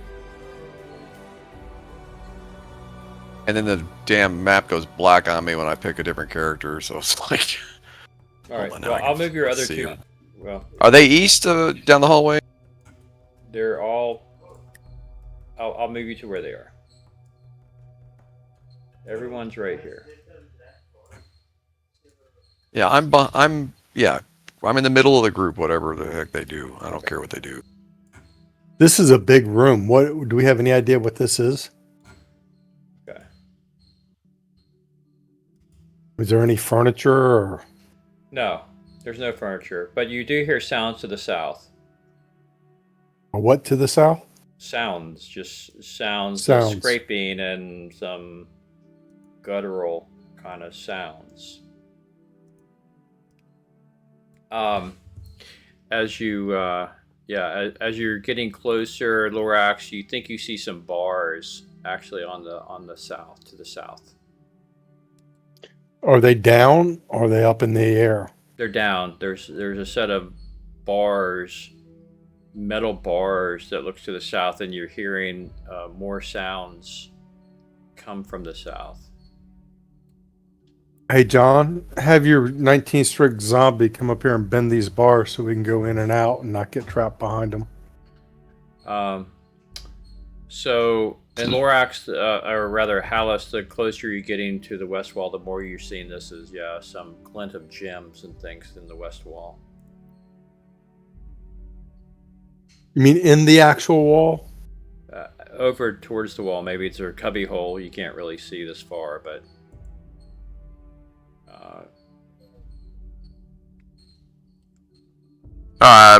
Okay, fine. I mean, I'll send the giant to do whatever Lorax wants. It's an 80% chance to bend bars at 19 strength. Right. I think if we just bend them, that way we can get through them if we need to. I don't want to go through it and get trapped behind it on the other side. Is it a portcullis? Is it a portcullis or is it bars? What are we looking at? Yeah, I would. He can lift the portcullis. Yeah, it's well, as you guys get closer, let's see. So where's the giant? You're sending a giant over. Where are you, Dickie? He's following Lorak. All right. So you guys are. Is it here at the south where this door is? Is that where the 4 squares are? Let me show you. Let me give you a pointer.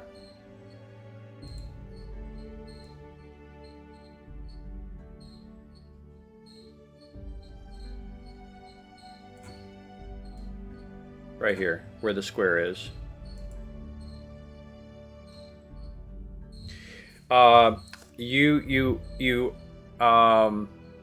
As you're getting closer to these bars to investigate, you're unmistakably now you hear the sounds of something alive back there, behind the bars. All right, well, don't bend the bars yet. Let's see what comes up to it. Yeah, it's just multiple creatures are behind there. And as soon as they hear you guys, they start to go really kind of screechy, wildy, animal-like, guttural animal sounds. So obviously not humanoid. Not humanoid. Not undead. Undead wouldn't be making a bunch of noise. Not usually. Unless they might be ghouls. No, Crowled doesn't sense any undead. Hey, why don't we just send a cloud kill down the hallway and figure it out later? Let's not. I mean, Hallis, if it sounds like an animal, Hallis is interested in seeing what it is before we just decide to kill it. Okay. Well, what do you want to tap on the bars and see what comes up? Okay. Kitty. Actually, Hallis, as you approach the bars to take a good look, you hear a sound to the east, kind of back from where you came from, and you hear a clunk, clunk, clunk, clunk. Chain is like a slam, metallic slam, and what has happened is back here where I'm drawing another square, a portcullis in the ceiling has dropped and has basically cut you off from retreat. Simultaneously, the bars that were here now begin to rise. And instead, some bars drop in front of you. Don't blame me, blame Gygax. So, so there is a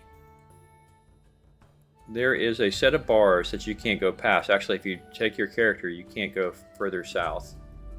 And coming up to you, you see what looks to be 4 large creatures who have what appear to be human faces, but the bodies of a lion, and they seem to have some wings on them. They have a spiked iron tail, and they look pretty ravenous. They're very eager to see you. They can't get past the gates, but they can, in fact, do something with their tails. So I need you guys to roll initiative.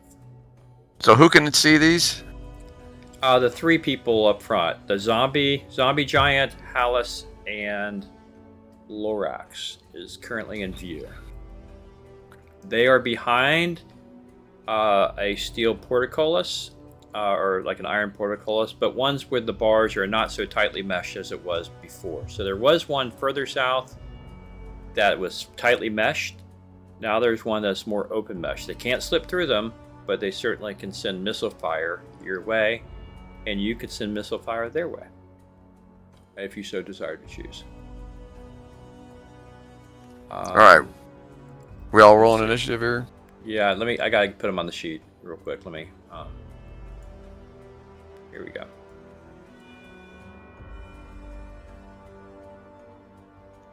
They are on the sheet, and I will show them on the sheet. Well, they're on the combat tracker.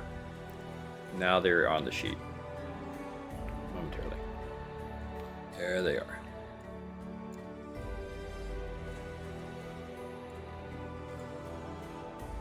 And John, roll me. I guess all of you probably just everyone roll me a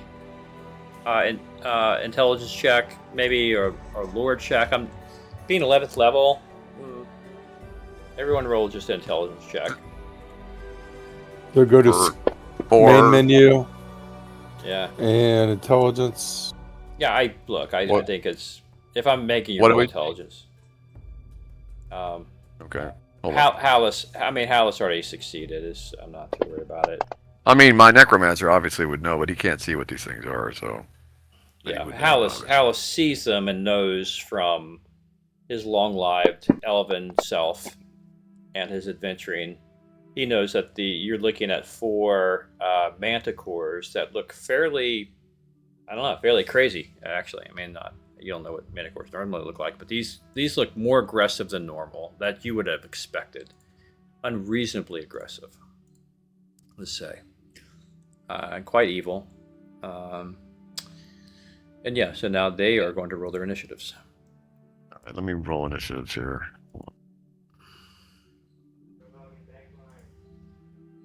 How does this have... No way. How do these guys have initiative at 18? Are you kidding me? That's not right. Initiative 19? I don't think so. What? The manticores. It makes no sense. They are very clunky creatures, apparently. Well, apparently, but all they're going to do is flick their tails. So I need to check that out. Right, but they got to turn all the way around to aim it. Yeah, I mean, to be fair, a longbow is plus 6 to initiative, which is pretty slow. So. Oh wait, here's their initiative. I just rolled all NPC initiatives. There is an initiative with their spike volley, so let me roll it. All right, that's better. Okay, and now let me roll this guy. All right, let me roll this guy. Now let me roll this guy. Okay, and let me give them names. Okay. Manticore, give me a sec. Okay. It's easy. Mo, Larry, Curly, and Shemp. Manticore and sepia leggings. No, that's not going to work. Manticore circling. All right, that's fine. Whimsical sash. No. Neck robe. I don't even know what set this is. All right. They're like weird leather glove things they used for fisticuffs. Battered manticore. I like that better. Gaunt, battered, twisted, and circling. That's much better. Okay. Yeah, so Oak Lock is... All you got's a sword on you. Alright, I got all my initiatives done. Okay, good.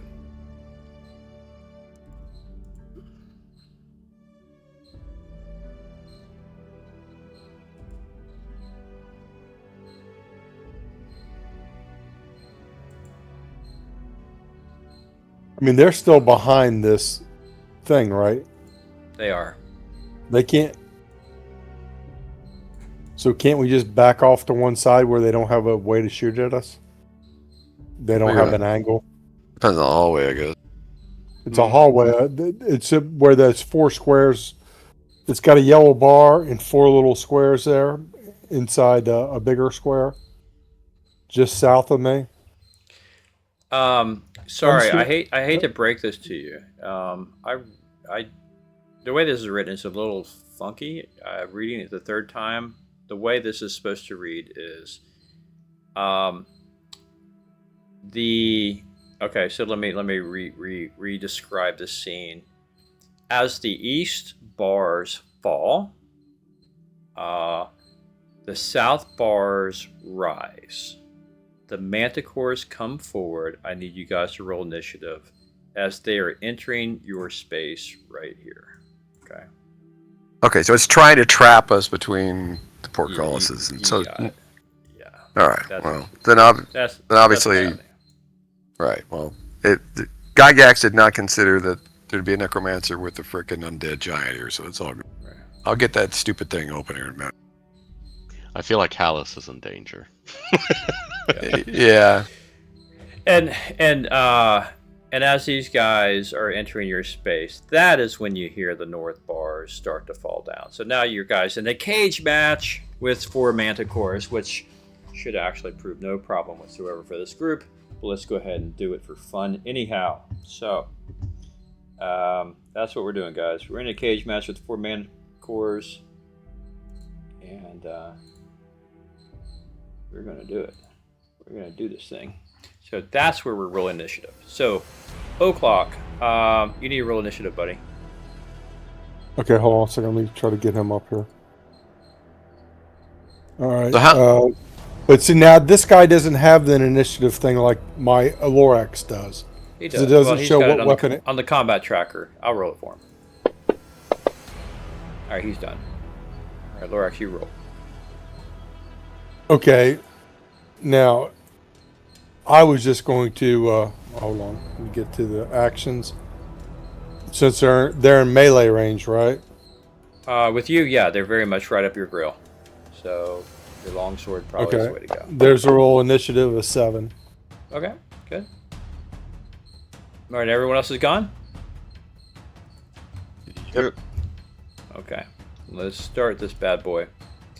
Oh, and I got to roll for zombie. Zombies always go last. They have initiative of 99, right? Zombies do. So our favorite undead giant will go last. But I'm going to put him as a giant on here anyhow. Let's see.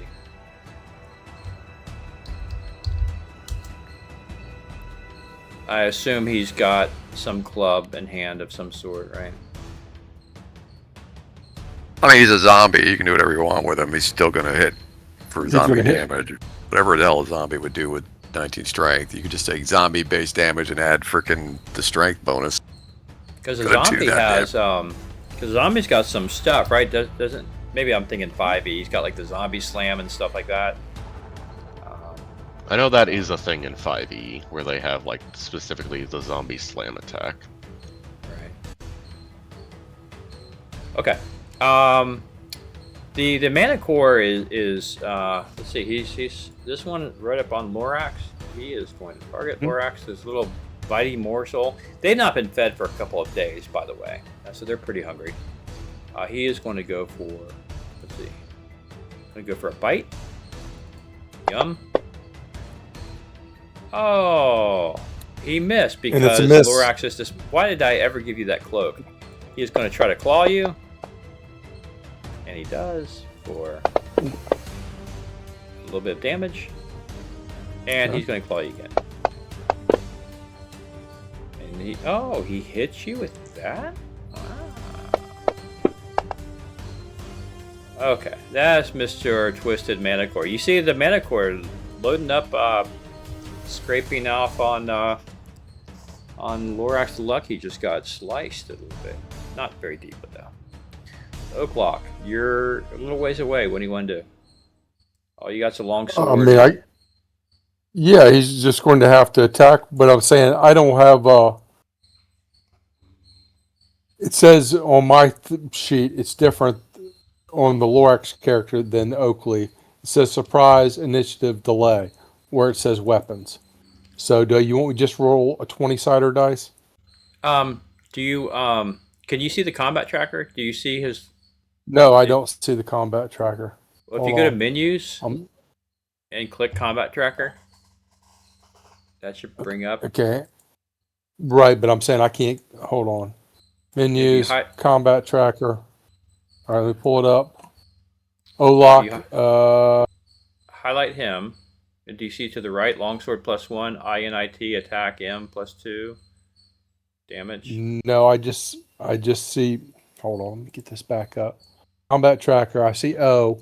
It says initiative 6, hit points 32, action friend, and I don't see anything else. Okay, underneath actions, you don't see anything. Okay, too bad. No, there's no. Yeah, I mean, I can try to target somebody, but I don't even see the Manicores now to do it. So, just target the Manicore in front of me. Yeah, sorry, I don't know why. I forget what the player view is. So you guys in the combat tracker, you can't see like the hyperlinks for attack and stuff like that? I mean, no. I mean, I'm saying it's Okay. Yeah, on the map, I just see a green box and my characters. Mm-hmm. Okay. I'll go ahead and attack for you, Dickie. I can get to it. And unfortunately, yeah. Okay. okay. Mana core number 1's right on top of Undead Giant here. Or no, that's Crowlid. What's Crowlid doing down there? He's not supposed to be down there. I don't know. What am I doing over there? I don't know. He's not supposed to Be on the west side of that box. All right, hold on. Was he getting moved because you thought that was what the giant was? Yeah, I thought that was the giant. Right, yeah. Because you guys had sent the giant down here. Let me get rid of this bee. I actually have the actual giant on here, so let me get rid of him. And as far as damage for the zombie, I would just 1d8 zombie slam base damage plus 7 for strength, and then he would strike as a 10 hit die creature. That's what I would suggest.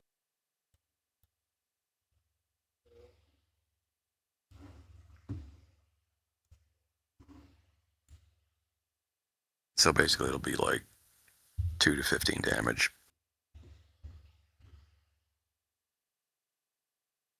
Or you could just make it simple, 2d8 damage, whatever. Whatever a normal hill giant does, right? He's right there. I mean, it's whatever Andrew wants to do, but I'm just giving base minimums on what a Right. He's zombie got the plus 19 strength. normal hit points, right? Does he got the hit points for a giant? Yeah, he's 10 hit dice. He's a 10 hit dice zombie, basically. Okay. So you just roll right. random 10 hit. Yeah, he's got 52 hit points is what he's got. All right. Mana core. Bite. Claw. Claw.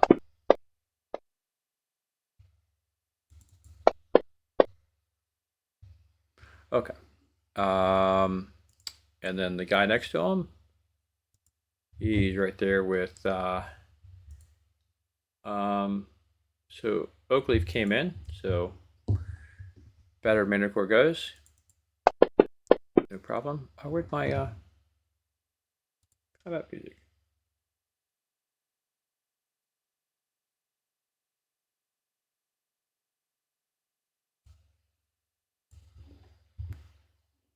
Combat music went. Sorry about that. So what happened? He attacked there. Okay, he's going to attack again. Ooh. 2 hits.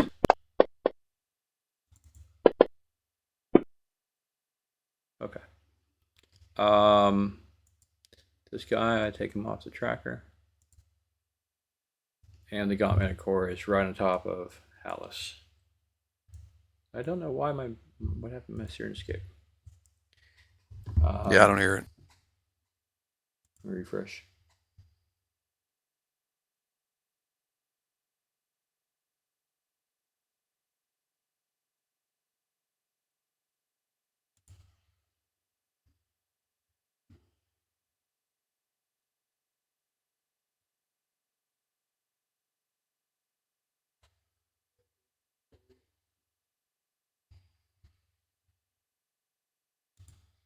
One sec.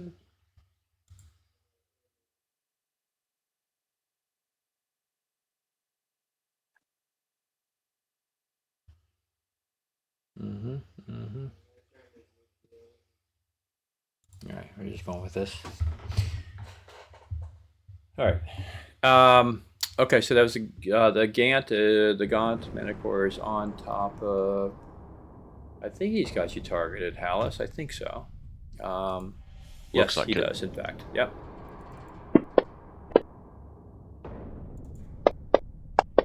It slashes. Oh yes. Oh no. And he slashes again.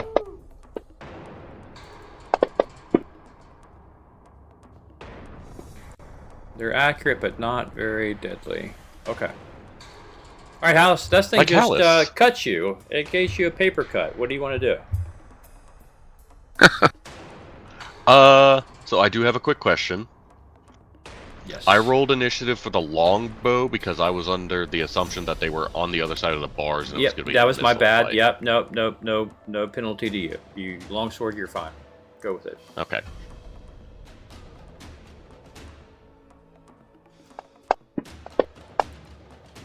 Oh, you hit with an 8. Tragic. All right. You stick the manticore. He cries in pain. Are these large What creatures? So do I use He's the he's a very large creature. He is he's 6 feet high, but 15 feet long, and the wings, if they come out, are quite wide. Okay. All right, that's Hallis's turn. All right, Lorax, you are in front of some weird-looking monster thing that you don't like. What do you want to do? I'm just going to swing my sword because that's really all I can do. I'm not running out of combat. So Well, you can turn and you can disengage. No. Yeah. All right, I got. He's targeted now. Go for it. All right, I'm gonna roll my 20. Yep. Unfortunately, you missed. I missed. Yeah. Sad. Idri, you're watching all this go down, and what do you want to do?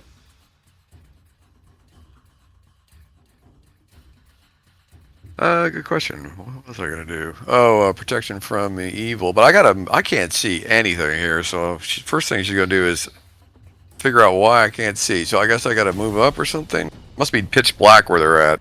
Yeah, I'm not sure that there's really any light in here. So if it's infravision, but she's half elf, right? She should be. I cannot see any party members with any of my characters other than my own. We are way down there. Yeah, I don't Now know I can why. see. Oh, there we Oh go. yeah, All right. 60 feet. Yeah, Well, you're right. 60 feet infravision. Yeah, it's not gonna do it. All right. I don't know. I guess she can't do anything because she had to move. Whatever. Well, I mean, she can. She did. I was gonna movement. just cast protection from evil, but Yeah, spell probably not, but you can take. She's got a like a ranged weapon. She could use it. get off one shot, I guess. All right, fine. Yeah, exactly. Yeah.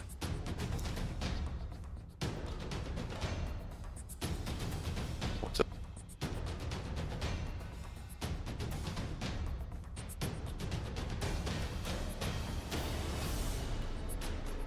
I'll shoot at the closest one. Manticore.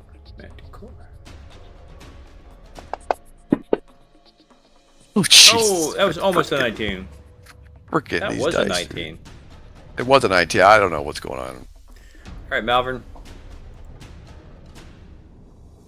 Summons shadows, 3 shadows.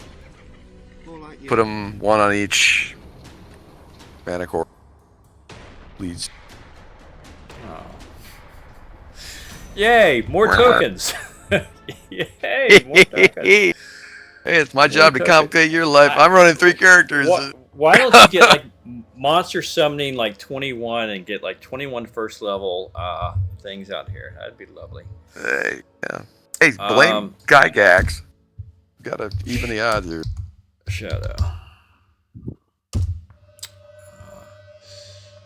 All right. I've got to put him. That's helpful that they've made. You used to have to create like an encounter to get things on the combat tracker, but now you can just pull it straight from the NPC, which is helpful. Mm-hmm. That was very helpful, in fact. Because it was, it'd be time go consuming. ahead. Of course, I'd have to, knowing you cast a spell, I'd have to create a counter and have it at the ready every time. Alright. Well, there's certain things for the group you could always kind of keep things in your back pocket, so to speak, right? So. Yeah. Alright. Next turn they'll take action.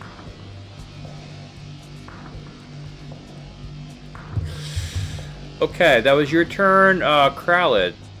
Your first foray with the group. What do you want to do, Kralid? He's gonna cast a prayer spell. 1 sec.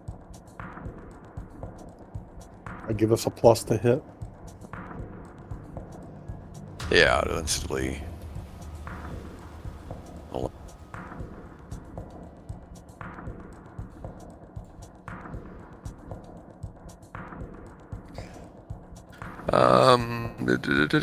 What's birds? Yeah. Yeah, +1 bonuses. While those of the priest enemies suffer -1. So I'll just cast it. I'll put the effects on everything separately real quick, so you don't have to do. Yeah, the way I'm reading it, it's a range of 0, and it's a 60-foot radius. So he casts it on himself.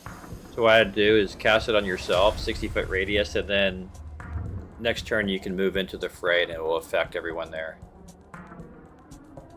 That's how I'm reading it. I can't. Yeah, he cannot see literally anything. Yeah, sorry. You're I'm gonna have to assume we can put some kind of a continual light on him or something, because I can't see a damn thing with him. All right, hold on. We'll assume, as always, spellcasters have a continual light that, yeah, the 11th level, they have it hidden. So let's just go ahead and put that effect on them. Thank you. Any normal person, why wouldn't you have that cast and then hidden? Basically, it's a flashlight at the ready, right? So here's light. Put it on. Who's this? Crowlid? There we go. Okay.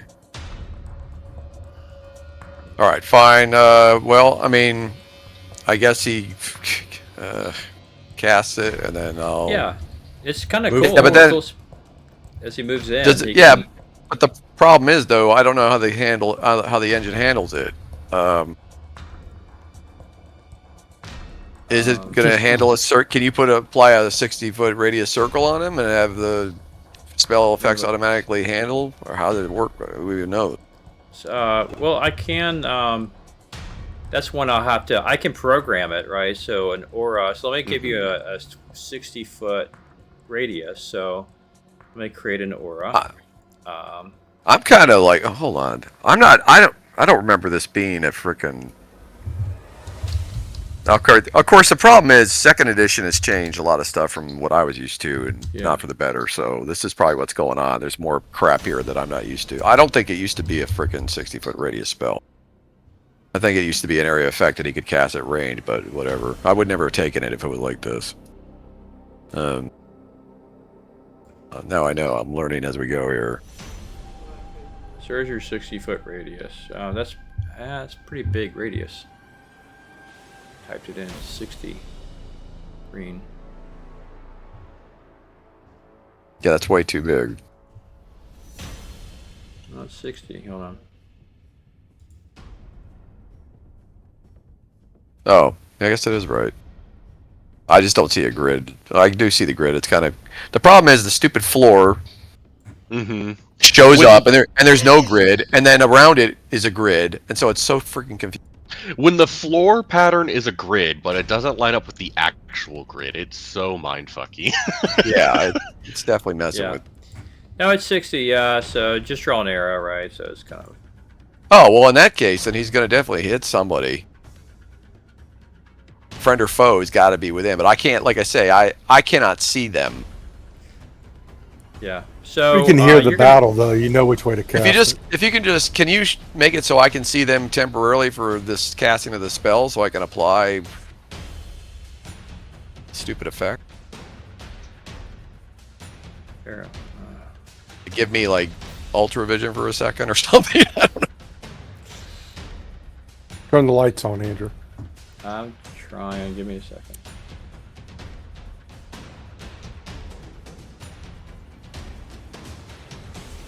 Oh, okay, yeah.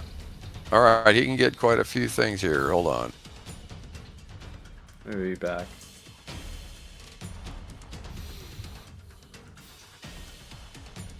All right, I can at least get a few of us, and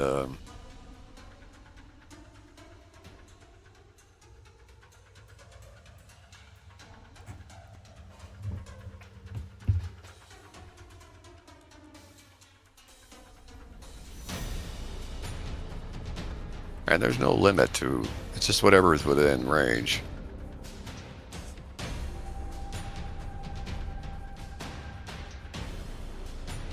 What are you casting, John? Prayer. Prayer. So you all are going to Okay. get effects on friendlies and the enemies are going to. So hold on one second. Here we go. I'm sure there is a. I'll have to create an effect for this.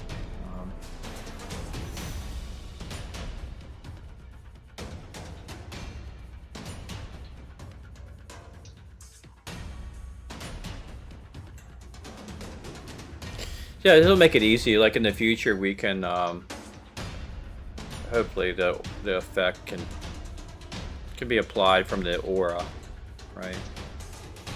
I believe Yeah. there's a way to do it. I looked at it briefly when I first saw that this was a thing. I just don't remember specifically what it was off the top of my head. All right. So the only thing I couldn't really affect, I mean, is one of the mana cores technically is actually kind of in range, but I'm going to give it to you. And then where is my? Oh yeah, there's actually 4 mana core. Okay, so 2 of them I didn't affect, and I couldn't put a bonus on the far shadow. So, but everybody else is done. So we're good to go. All right. Alrighty, and the hill giant. Yeah, the hill giant. So what's going on here? This the gate in front of us is open. The gate behind us is closed, right? Yeah, Mm-hmm. they're trapped. They're trapped behind it. Where the hell? Oh, the hill giant. Yeah. All right. Well, Why the heck didn't with that it. go to round 2? That should not have gone to round 2. Where is it? Where is the hill giant? Oh, sorry, I clicked forward on my. Which one is the Priest. hill giant? It's because there is no Hold hill on. giant in the combat tracker, so as soon as... Yeah, that's the problem. Yeah. Yeah. Thought he was in there. There was a BB or whatever in there earlier. Well, hill giant 1. He's there. Do I not have him? Just shown? that- No, There. there he is. Okay. Yeah, he Oh, was. there he is. Hello, friend. Well, he wow, didn't get wow. a chance Alright. to roll yet, so we got to let him roll. Yeah, before it's we his start turn. round 2. Somehow, I probably erroneously advanced it to round 2, so he's got his shot on this thing here. Yeah, just he swings at Gaunt Mana Core. Hold on, let me change him to not hostile. Okay, no, he's not hostile. Target's Gaunt Mana Core. 10 hit die. He rolls an absolute horrific freaking roll. Sorry. Okay. Now it's round 2. Everyone roll your initiatives.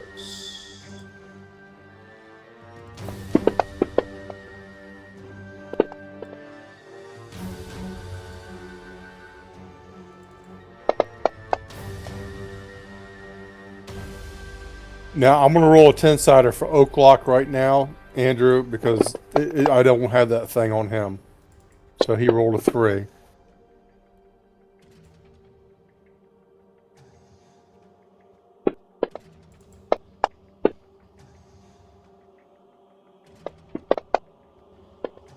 Okay. I guess I'll cast. Shadows.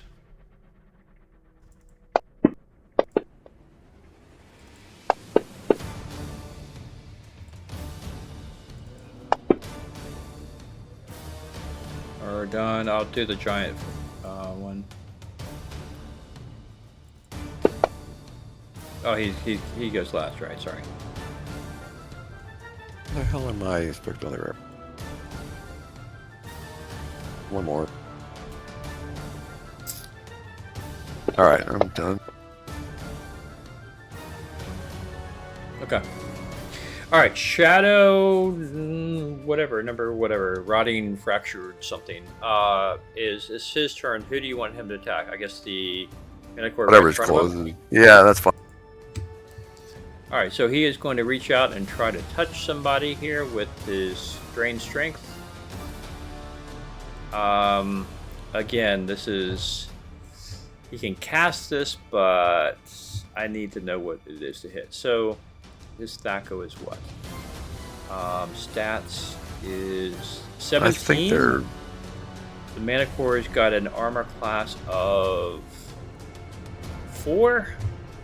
Alright, so armor class Thaco is 17. That's a 13. So he's got a plus, whatever plus he's got on, right? Oh, this guy doesn't actually, so he is targeting Gaunt Manicore, right? Yeah. No, he's targeting himself. Oh, thank you. Now he's targeting. Yep, Minotaur. He's got to roll a 13 or better. Go ahead and roll, John, and we'll apply that. We'll apply it. Just roll a die 20. Yeah. 13 or better. Oh, not this time. Okay. So that goes the Gaunt Minotaur back. He's got this weird thing in front of him. He is going to attack him. Oh, wait. He was attack. No, he's not attacking Alice. Oh, Gaunt. Sorry. That one was attacking not Alice. The circling one. Right. He's going to continue to attack Alice because he enjoyed too much success last time. So he is going to roll and miss and roll. And, oh, hit. Are you kidding me? Ow. And he's going to roll again. Oh, they're only D3s. Okay, that's not as bad as I thought it was going to be. Yeah, it's half damage. Yeah, it's not so good. Yeah, you got to worry about their tails. That's what you got to worry about. All right, Idri. What are you going to do? Shooting her bow. Okay.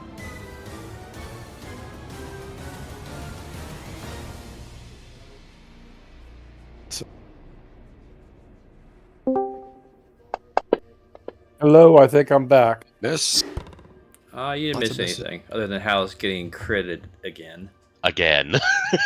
By the same Second. freaking Manticore. A second paper cut. All right, you'll have another shot this round. Okay. Sparse Shadow. And he is going to move up and engage. Twisted Manticore. All right, go ahead and roll. I think a 12 or better, right? You need a 12 or better.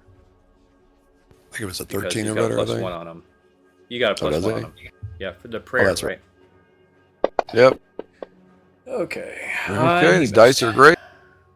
All right. Yeah, I'm telling I'm you, back, change from the, but I don't change see from the map. But the black and white. Just go to your character, Dick. Double click your little icon on your character, right? It'll bring you right up. okay, I got you. He's going to stay on the Hill Giant. The Hill Giant is much more imposing than this shadowy thing that missed. So he's going to attack the Hill Giant. And hit.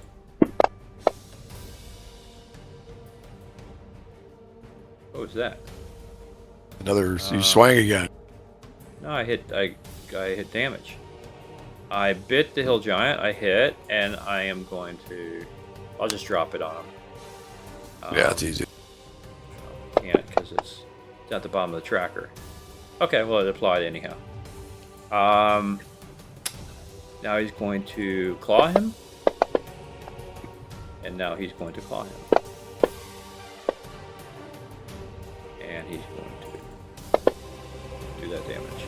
Okay. Manicore's done. And we're on to Vacant Shadow, who will amble over and attack the Manicore to his right. Is that new? I'm seeing little damage splash things happen on the map. Is that always done that?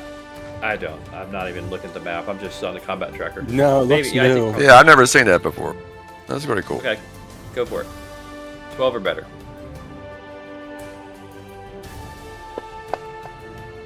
Okay, these dice are rigged. I'm convinced. Change them. Change them. I'm telling you, man. All right. I'm battered. trying to roll my fancy dice, and they're not showing up as fancy dice for whatever Oh, reason. really? That's weird. Yep. It's easier if you stand on one foot and do it. I mean, I literally have my fancy dice on the bottom of my screen, and it must be because I have so many characters now. I'm probably, who knows? Yeah, could be.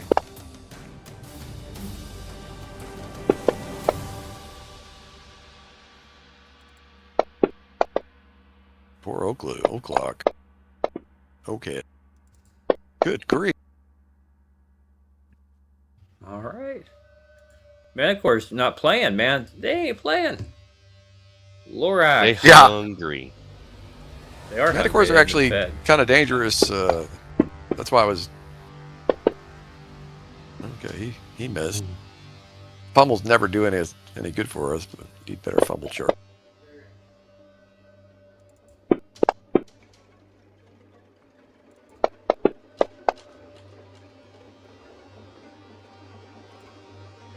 All right, O'Clock, you're bleeding a bit, buddy. What do you want to do?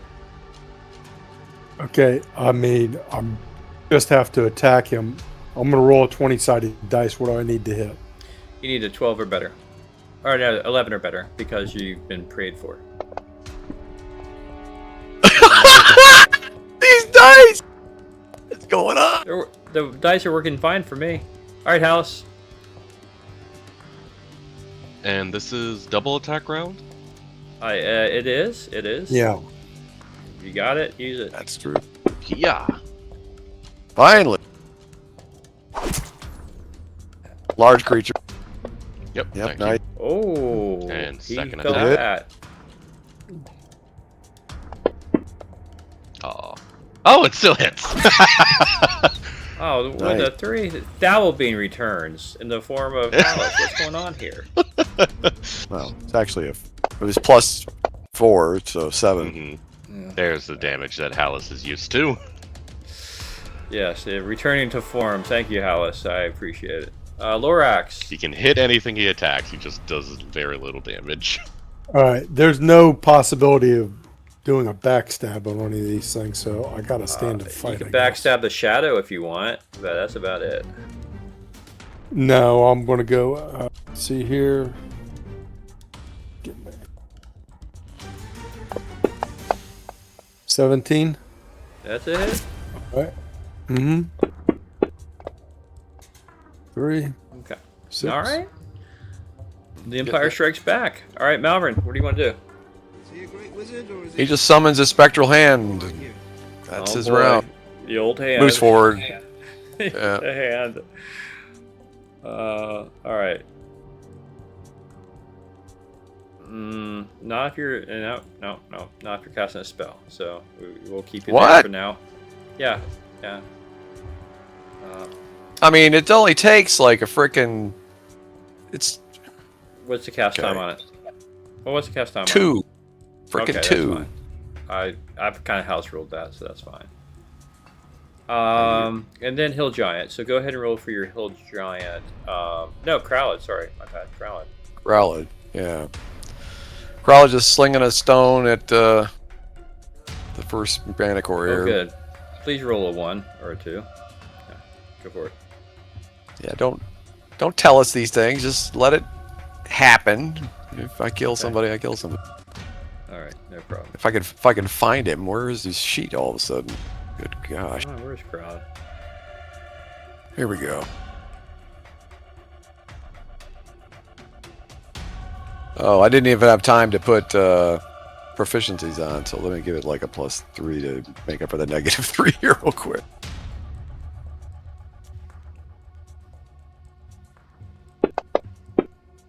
And he misses, of course. Okay. All right, and then Zombie Giant here. Roll a 11 or better, and you will. Well, no, wait. What's his stack up?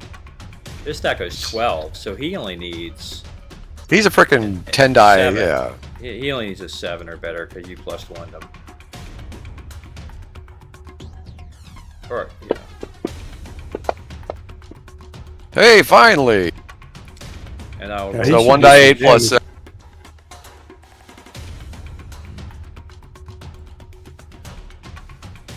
Gonna be real damage. Yeah, just drop a 1 die 8 on the whatever. I can't do it.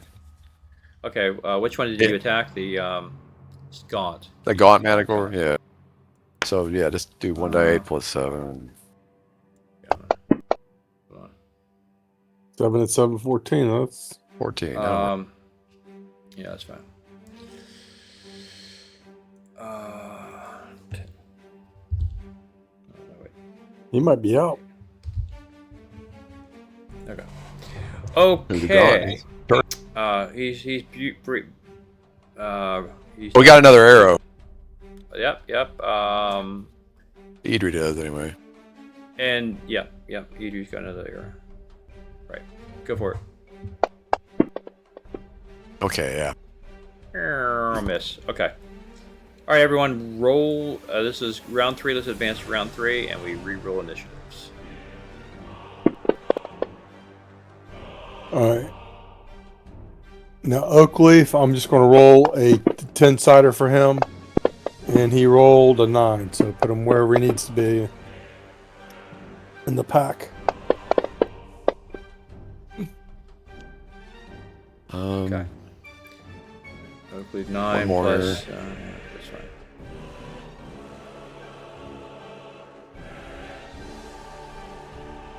Shadow initiative. Terrible. All right.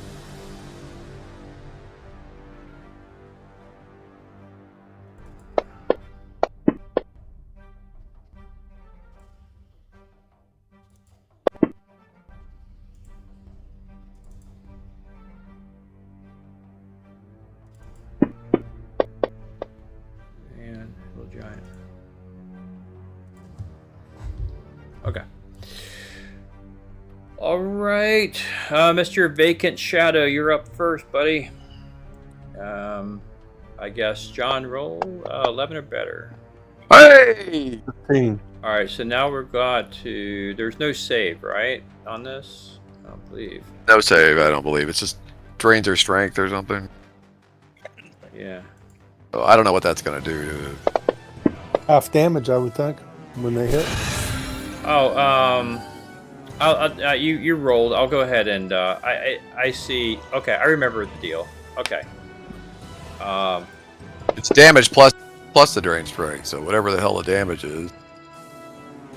Oh, sorry. Let me drop it on. I'll drop it on the combat tracker. Oh, it did it. Okay, and we got to put the All right, effect perfect. on. Hold on. That's the battered. All right, nice. Okay. At least the engine From now on, you can hit that cast, and it's actually a touch. I forgot I fixed that, so you don't have to roll independently and figure out the THACO. You can just. Oh, maybe you can't. I can do it if you can. Okay. Never mind. Okay, so that goes down to the Manticore, who is still on the giant. He is going to bite at him and fail. He is going to claw at him and fail, and he's going to claw at him again and succeed. Okay. Meanwhile, his brother, Battered, is still liking the taste of elf. He really likes the taste of elf. He is going to bite. Or slash. He's going to slash. Alright. Oaklock is feeling it. And that leaves Lorax. All right, hold on a second. Do you have one of them targeted? You're targeting Twisted Manticore currently. Okay. 19. You hit. You definitely stick your little longsword in him. Okay. That definitely worked. And Hallis is after his success from last round. The one in front of you is really, really hurting Hallis. Put it into him here. Ooh. I think that will. Nice. Hallis is stepping up Okay. in Dabblebean's place here. Y'all see these dice? The physics on these dice? Like, it's really sketch.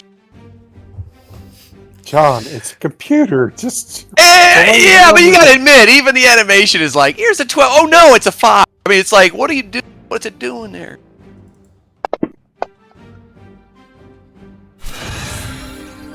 That'd be a miss. And that'd be a miss. Alright. Gaunt is dead. Twisted. Twisty. Come on, Twisty. Twist and shout, baby. Come on, let's go. Oh, yeah. That's what I'm talking about. Oh, come on now. A glancing blow. The armor took it. Alright, Oaklock. You are bleeding, buddy. All right, I'm going to roll a 20-sided to see if he hits.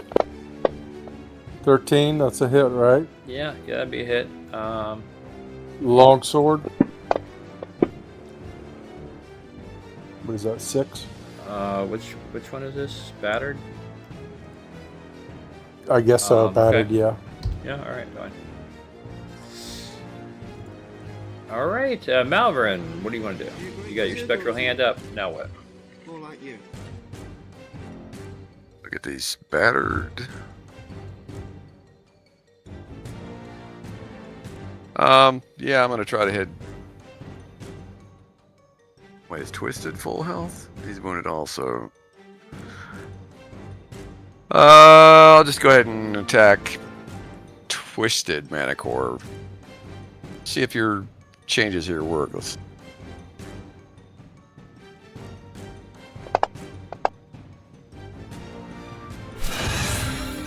Oh, I did it on the wrong one, but that's fine. Oh, we definitely hit.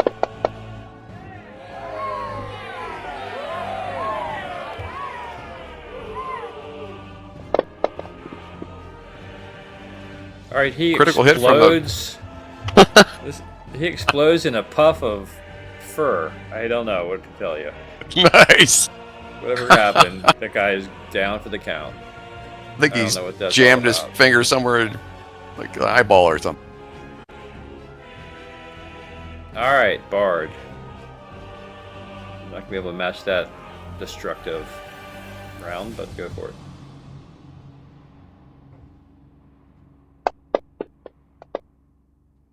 Nope.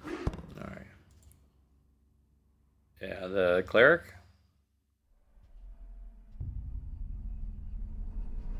Yeah, sling bullet. That's interesting how it does remind you. That's useful. Okay. Sometimes it's hard to even remember what the heck you prepared when you got multiple characters.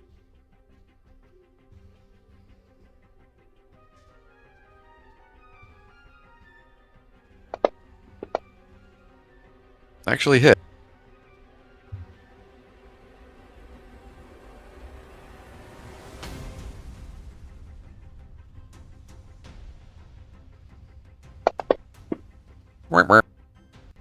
Okay. And the hill giant. Go ahead and roll a d20. You need a 7 or better. Oh, you got to target a new guy. Hold on. It was a He miss, missed. but Somehow. he'll target this guy. Okay, new round, fellers. Or no, sorry, Idri, take another shot. I guess that's what you did, right? Yeah. How many did we take down? 2 medic? Yeah, that's what we did. Yeah, 2. There's only 2 left.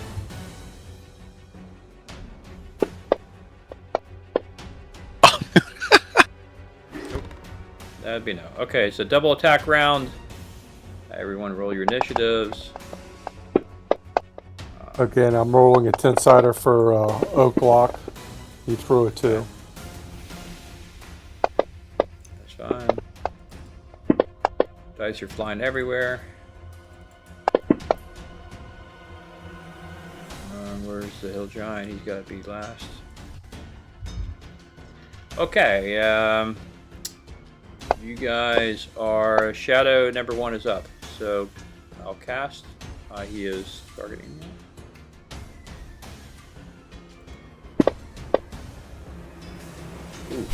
There we go. Nice. What are these crazy Manicores even doing out here, I wonder? They were, that's interesting. You'll find out, I think, maybe. All right, House. We're interrupted the Manicore convention. Yeah. And longsword attack. Oh, look at that die. Still hit. Doesn't Crazy. matter. And you get a second attack. Oh, hello. Big damage. Killing Second me. attack. Killing me. 15. Nice. Thawelbean again. I got rid of Thawelbean because he hit everything and no one could hit him. Now I got Hallis. Thawelbean was sapping all of Hallis's skill. Yeah, he's taking Now his you just have mojo. to deal with Hallis. I see, man. He ate his Wheaties this morning for sure. All right, Lorax, you A D12 is a brutal hit. Okay. I'm targeted. That's a good weapon. A +2 longsword. all right. Okay. All right. You both have +2 longsword. Good grief. Oh, that got him. Yeah, this guy's dead, which leaves one more. And why are they not running? Well, they're actually, according to the Gygax's dungeon, they're insane. They're not running. They will never run. They will continue good. to try. These are Starving, insane manticores. Yes, starving insane manticores that are protecting. The reason they're down here is they're protecting something. Yeah. Okay, Malvern. All right, here we go again.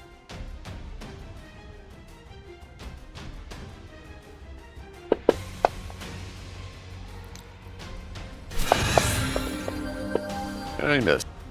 Okay. Oh well. Yeah, that was a good try. All right, Oakley, you're gonna have to engage. You'll have to move. Can move them over. Okay. And now, and I need. Actually, yeah, it's. I guess that's 60. I guess, yeah. Go for it. You probably can maneuver now for a backstab lower axe next time if the thing's still standing. 13 would be a hit. Do your one dice. Or whatever one. It's a longsword, isn't it? Okay, yeah. 3. Yeah, what dice? 3. Manticore. Gotcha. All right. Good. Oh. Now it's the Manticore's turn. Oh, okay. So I actually can hold on a minute. Yeah, I thought there was something crazy about this spell. I can keep trying to touch him. That makes more sense. I was like, what is going on?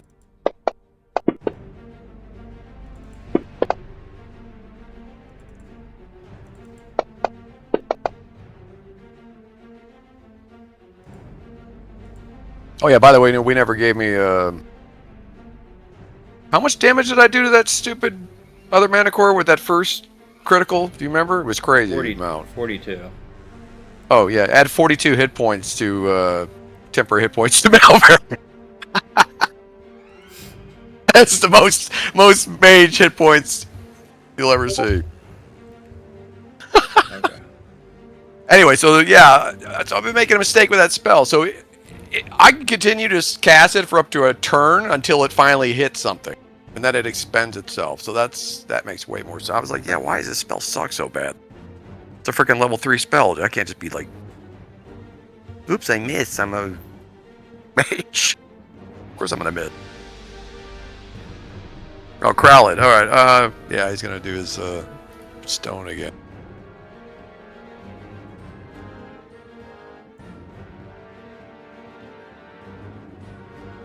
Might hit my. It's all right. Go for it.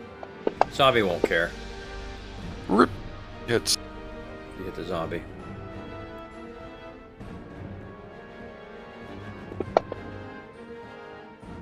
Oh wait, did I? That might have been the wrong damage. It was the wrong damage. Sorry about that. Nullify that if you can. 8 back.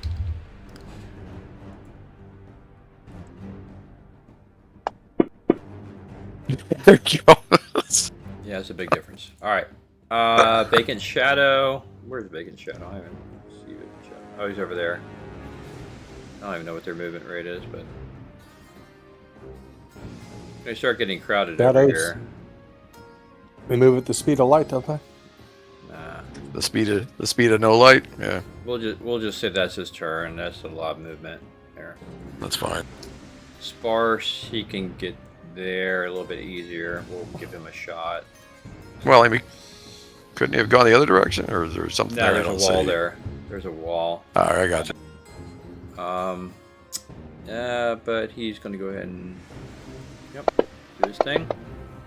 Gonna hit. All right. Okay. Deidre. Another couple of bow shots, I guess. This is near the end. Oh, well, there's one more.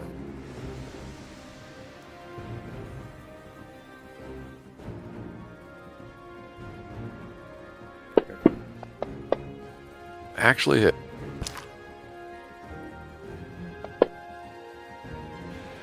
And then the hill giant, and then Adriel will shoot again, I guess. Yep. Can roll.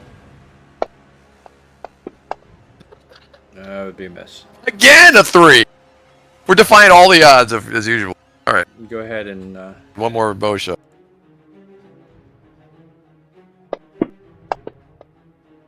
It's a miss. Okay.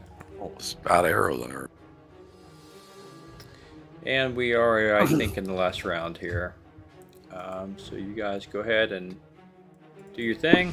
You put those temp hit points on Growlithe, not on Elvira, by the way. Yeah. All right, and this is for Oakhead a 7. Okay.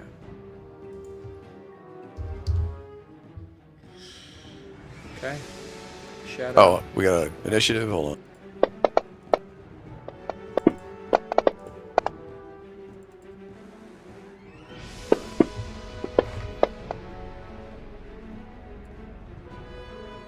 All right, he's got one final attack in him, I'm sure.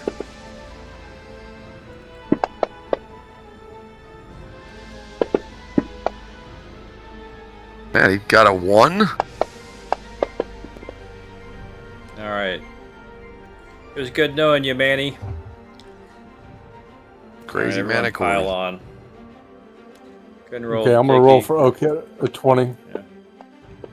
16 hit. Roll your damage. What Manticore burger stays good? I don't know. 4. All right. Who else has got? Who else wants a piece of Manti here? All right. Shadow. Shadow 1 wants a piece of him. All right. Or I... +2 for flanking. Oh, okay. Maybe. He didn't. Yeah, I don't know. We'll just Sparse is Manicore.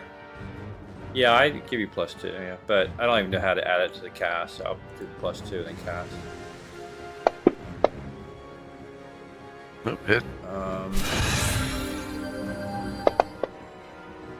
I don't know how many effects the shadows have. I mean, like it's guys getting tanked with multiple shadows. Let's see if it affects. Yep, -1, -1, -1 strength. He's lost 3 points of strength. This guy. All right, Malvern. What are you doing? Gonna try to hit him again with my Emperor Toucher. Hold on, the damn map moved on me. How did that happen?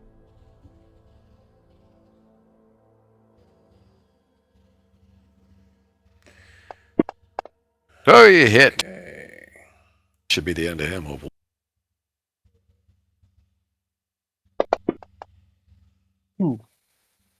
He's dead. Bang. And that's 22 more hit points to my Ferris. How long do the temporary hit points last? Quite a while. Let's see. I think 24 hours, but let me look. No, probably not, but 1 hour. Okay. All right. All right. Can the cleric do some healing before we go forward anywhere else? Yeah. All right. So you guys have dispatched these. I don't know why the token lock's on again. Maybe I never turned it off. Yeah. All right. Yeah, you can heal if you want. Up to you guys. Put a cure light wound on me and one on the oak lock, and whoever else is next in line for triage.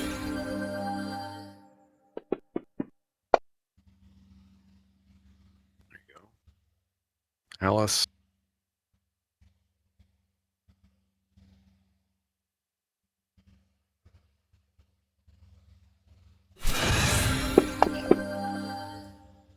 Oh gosh, she figures of all people. All right, you sure you don't have like a cursed cloak on or something? Here, hold on. Let me go to a different spell here.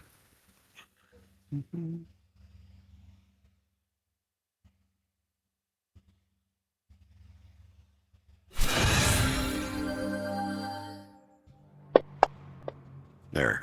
Exactly 9. Boop.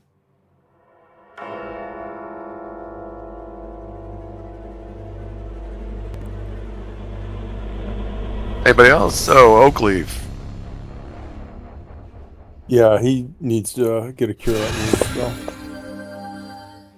There's cure. Serious. Okay. Hold on, I'll give him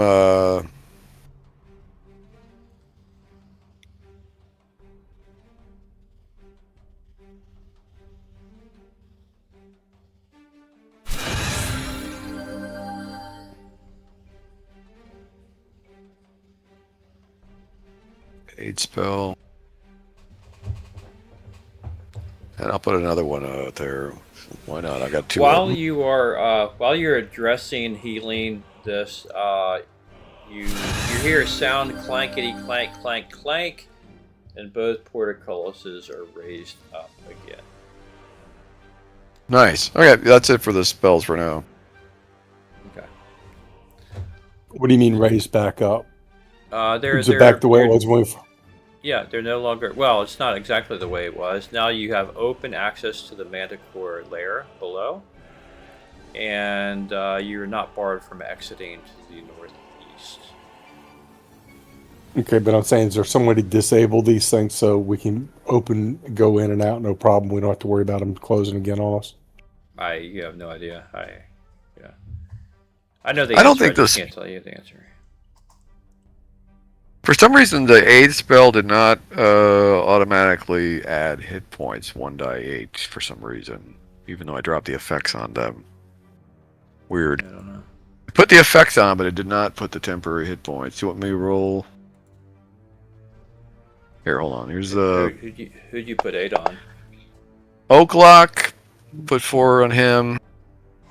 Hit points, temp hit points, and then Lorak. 8. Lorak. Okay. Those should be good for the day, or until they're taken off. Yeah, that's weird. I wonder why that didn't work. I'm going to do a quick search of the Manticore pen here. Okay. Well, you can't help but notice there is a door to the south. Door to the Or south. an open area. Southeast here? Yes, it's an open area. It's actually not even a door. Okay, but there's nothing in the middle of that pile of bones. No, there's looks like rotting. It is nasty. It's garbage. In fact, if you want to go pilfer around it, and I'm gonna roll for disease. You might find something, but I got to roll for catch disease for sure. No, we'll let the zombie giant do it for us. Well, to your heart's content, as you look in here, you can't help but notice there are 7 chests in here. Oh! All right, guys. Is this door open, or do I have to lockpick it? It's open. No, it's not even a door on it. It's just an open. I mean, Like the a hill cubby giant can just hole? kick it open, bro. Yeah. All right, so I guess I'll go to chest number 1 and try to look for traps. Find and remove. Okay. This go ahead. Wait a minute, where go are ahead you? and roll. He's in the bottom room and he yells back, "Hey, I found some chests." Okay, go ahead and roll for detect traps. Find remove traps, basically. Okay.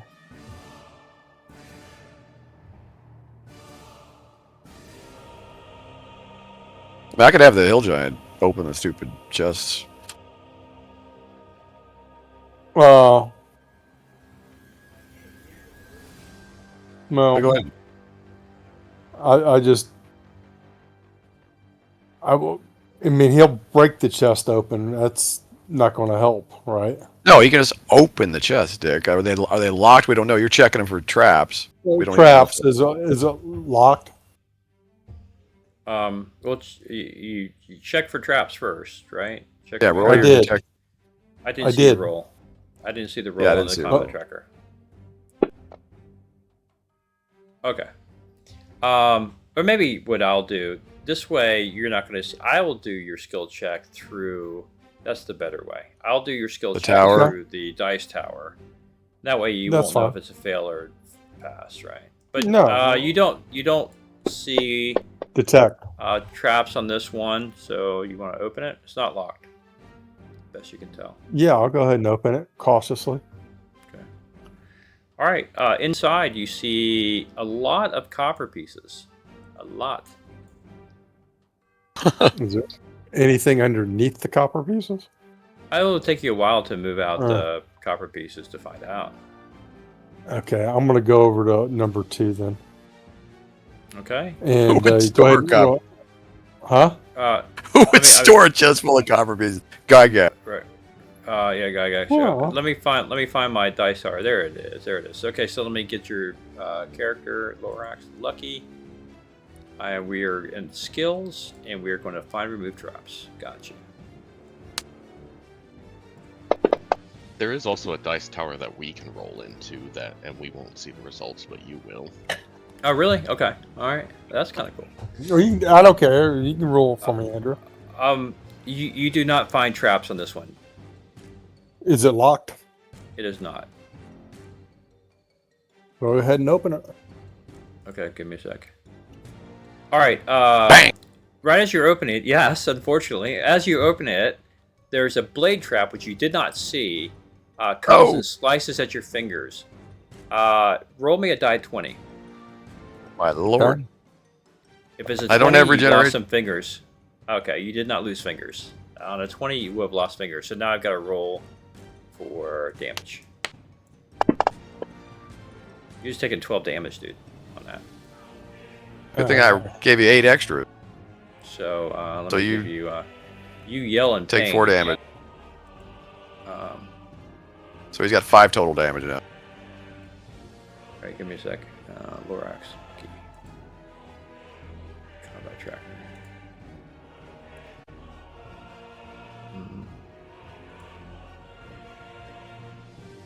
Yeah, right. He that's gone down to 0, and now you're at wounds are 5. Okay.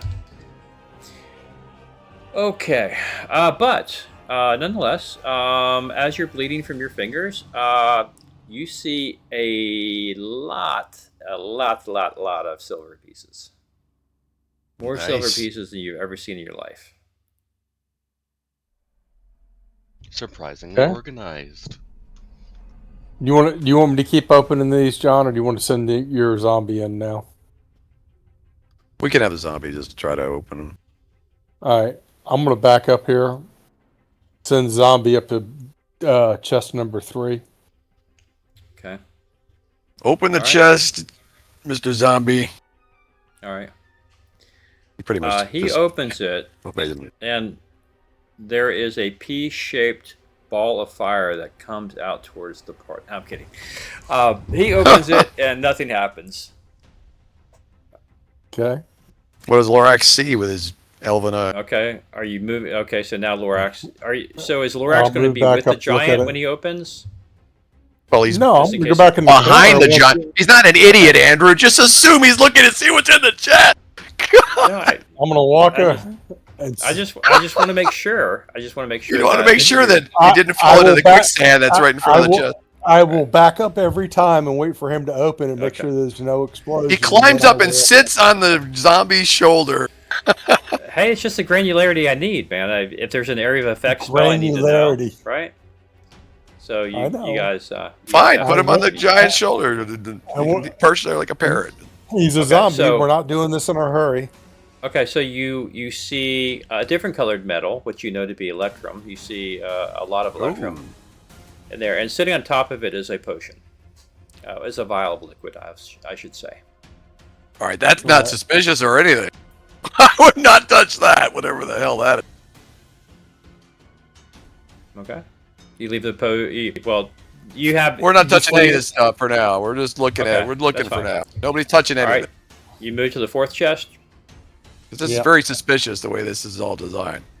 You open it. It's not locked, and you look over and you see a lot of copper ingots. Ingots sitting in this chest.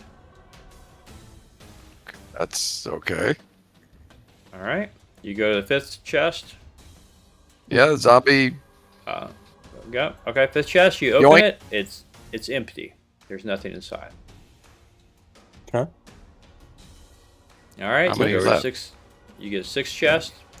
You open Yep, it, same and thing. there you see approximately 11 ivory tusks inside this chest. Okay, those are worth something. Like, what Wow, kind of tusks are we that's- talking about? Like elephant tusks? I don't know. I'm assuming. From an animal of some sort. Who has ivory? Well, if it's ivory, there's only a handful. Yeah. All right, we'll assume they're mastodon or elephant or something. Okay, cool. Those are. And then Yeah, the so- seventh chest, the giant goes to open it, and he grabs his hand and looks at it and pulls out a needle and throws it on the ground and opens the chest. Art Zombie's awesome. Yeah, he could care less about poison. You look in What's in there, that one? and there is many gems that are small. That the value of each are not huge; they're quite small. Okay. So that is what you see in all these chests. Okay, I want to search the rest of the. Is there anything up on a shelf? Anything that looks like a false floor bottom? Nope. Check the walls. No secret door in any walls. No. Okay. I guess. All the elves look around and there's nothing. Nope. Chest Not in with this room. electrum. Okay. No. That you've exhausted this room. You have these 7 chests of varying things inside of them. No gold, no platinum. The only thing worth anything is the electrum. There's a whole mess of copper that's basically useless because it's just going to weigh us down. Which makes you We'll take the ivory, though. it makes you a little suspicious that there's no gold in here, right? Yeah, I would say I have the giant move all the stupid chests. About 6 to 6 feet at least. I want to see if there's something hidden underneath these stupid chests. That's a smart ploy, but no, you find nothing.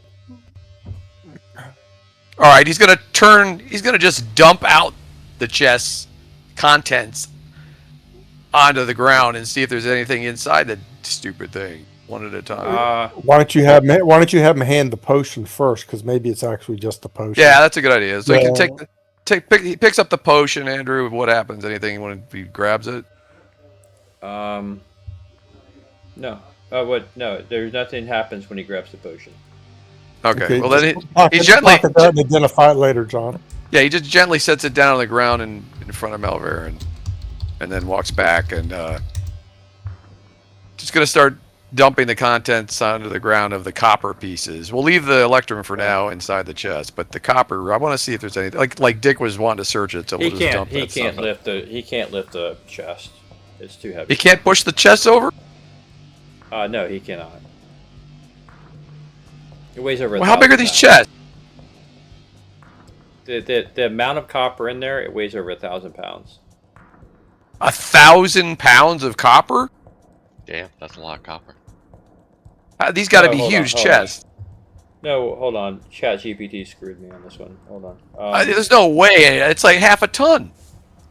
Yeah. Well, that is But You wouldn't think they'd have chests so big that they couldn't move in themselves, the giants. I mean, 2 giants per chest. I could always get another damn giant down here, but whatever.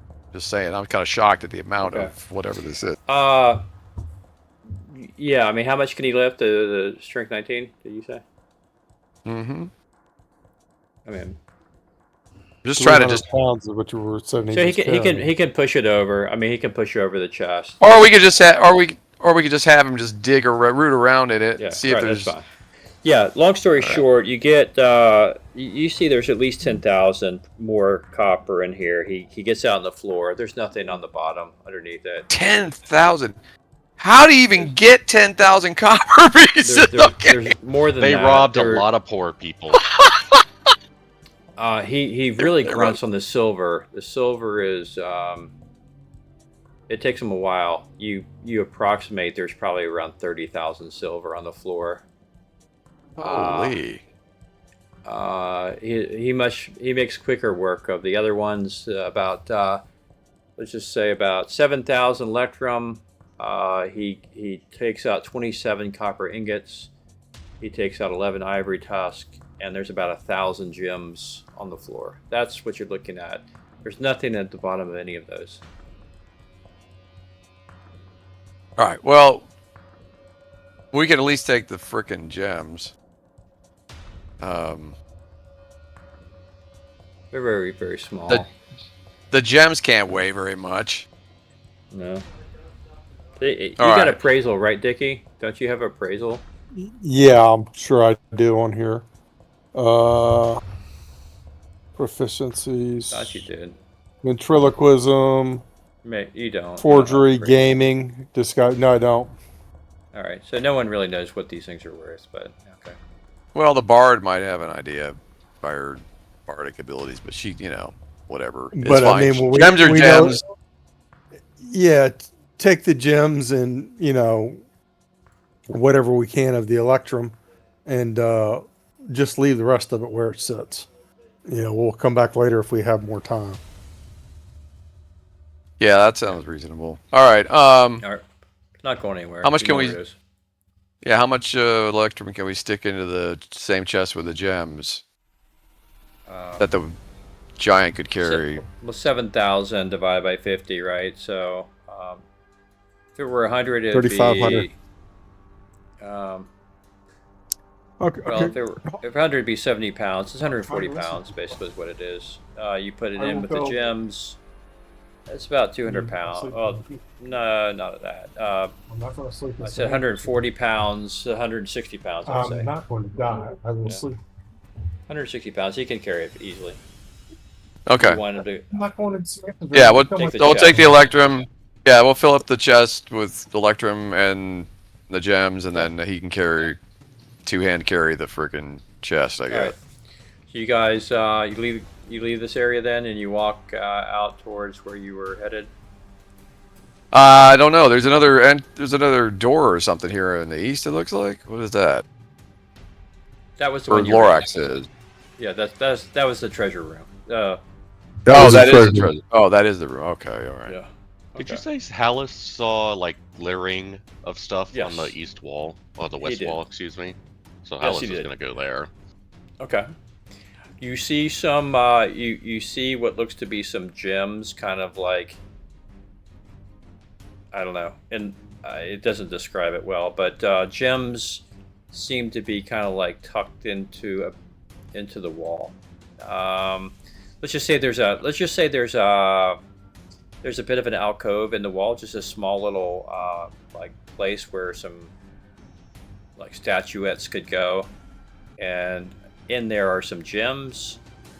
But you quickly find out they're really nothing. They're not gems. They're just trinkets. They're somebody's really bad idea of trying to draw in people that would cause the gates to rise.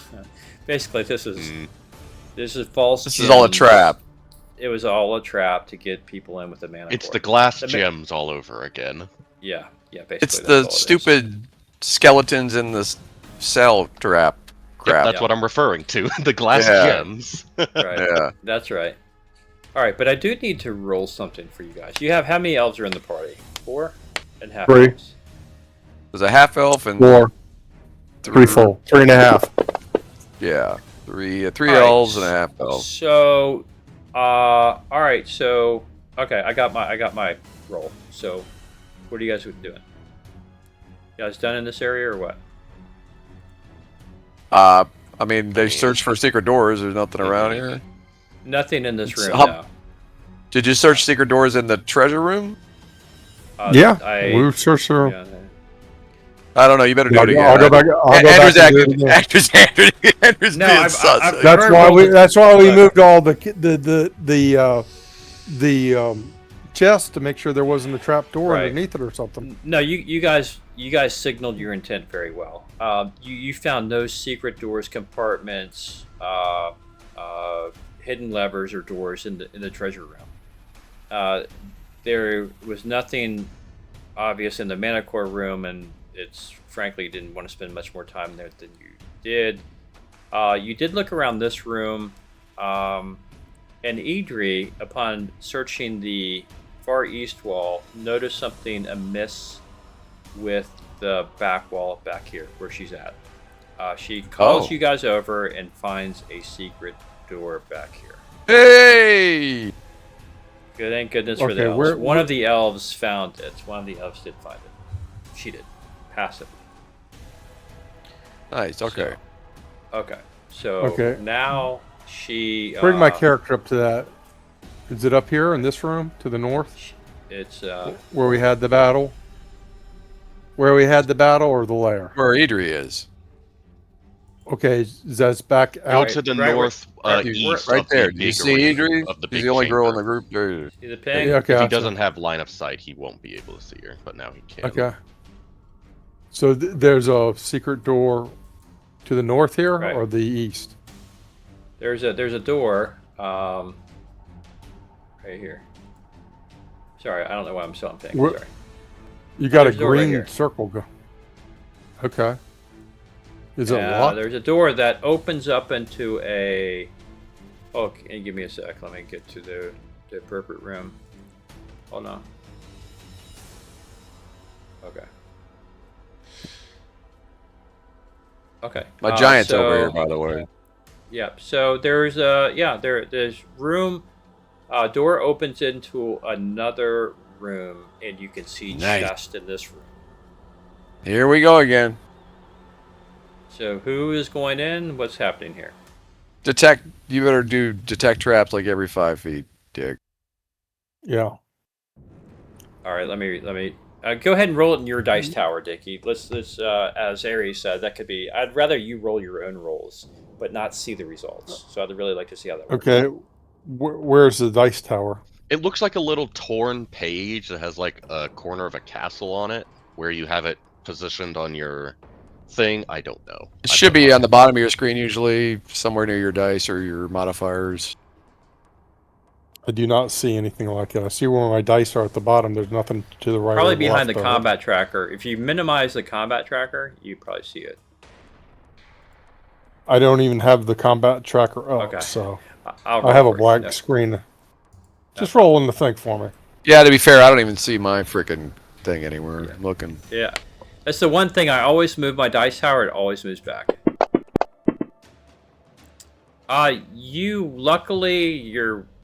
You listen to your neighborhood wizard because, in fact, you do find a trap. Right here. Let's see if I can remove. You notice that the floor is definitely counterweighted. That if you were to step 1 foot into this room, you would have fallen down into what you don't know. You go ahead and trigger it, and it opens up into a spike trap that you have avoided. Ouchie. You can try to jump over it, or you can try to... Can't we just send the zombie up there to get a bed or something or two and just put over it to where we can just bridge it? I could just have the zombie just throw the damn manicores on top of all the spikes if we want to. Well, that'll smell bad, but how about just like... Oh, they're not rotten yet. No, but I'm saying where the dormitories were, there were lots of beds that we rolled underneath, and that one battle, we can just... Well, there's like wooden planks back where you came through, so yeah, I think you can do that if you want. Well, we've got a rope of climbing, don't we? Somebody doesn't have or who has that rope? It went with Double Bean.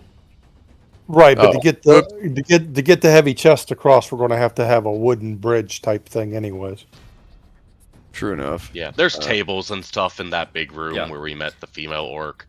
There's plenty of stuff that we can make. We'll cut through the time chase. It's a good idea. You find some furniture, you throw it over the pit, you walk across. Not a problem.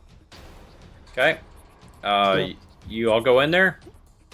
You don't find any. You do not find any more traps. Okay. You do find. So let me read to you what you see.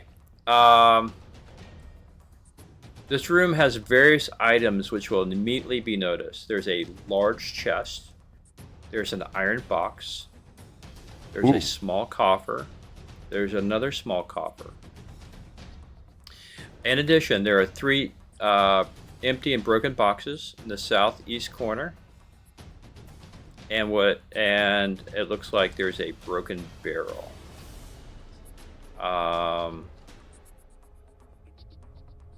So what would you like to do? Well, believe it or not, first things first, we should look for secret doors in here too, just to be on the extra safe. Because Gygax is just notorious for secrets. Because this is a secret room in a secret room already. Yeah, exactly. Yes, it is. Okay, so and keep looking for traps. I mean, really. First chest, I'm going to search for traps. Either I find it or I don't, and then have the giant open it. Okay. All right, and the rest of you, is he the only one looking for secret doors and things like this? Well, suddenly I can't.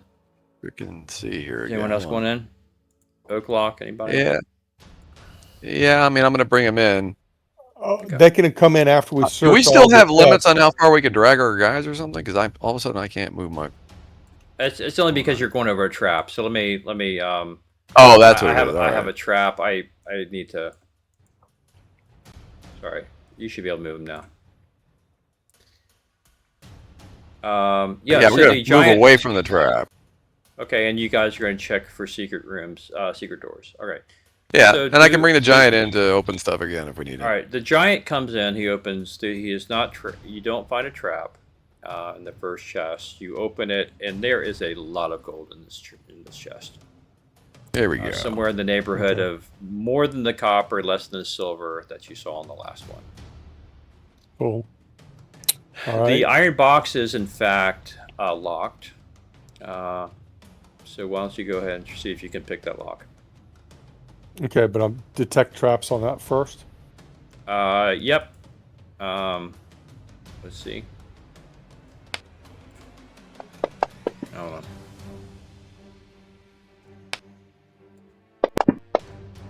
You do not find traps. Okay. Go ahead and pick it. Okay. Open that locks. one we can do openly because you'll know if you succeed or not on pick lock. So you can do that one yourself if you want. Just open locks. Just click that. Good. And you succeed. Good.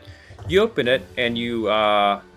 This clearly contains many thousand platinum pieces. Okay, I can carry that. Well, let's do the math on that. It's 80 pounds. It's 80 pounds worth. Yeah. Okay. So just again, give me 20 now you guys worth. can see why I started to give you some math here at the beginning of the thing about the stuff. Coming in my chest of this room. That's a given. Yeah. Yeah. The 4,000 platinum. There's about 25,000 gold. It's 23,840 to be exact. There's a small coffer you open, which is not trapped. It's got 62 gems. The other small coffer has got 17 pieces of jewelry. Okay. I'll add all this to the party sheet. And as you're looking for secret doors, Malvern notices that the barrel that seems to be broken is not in fact a broken barrel at all. Yeah, it would be odd to have a broken barrel in here. It is. It's a well-made but flawed illusion that someone of his magical ability and intelligence can see through. So, and 17. What in fact what this is actually a well-made watertight cask. Someone is going to have to open it to see what's in it.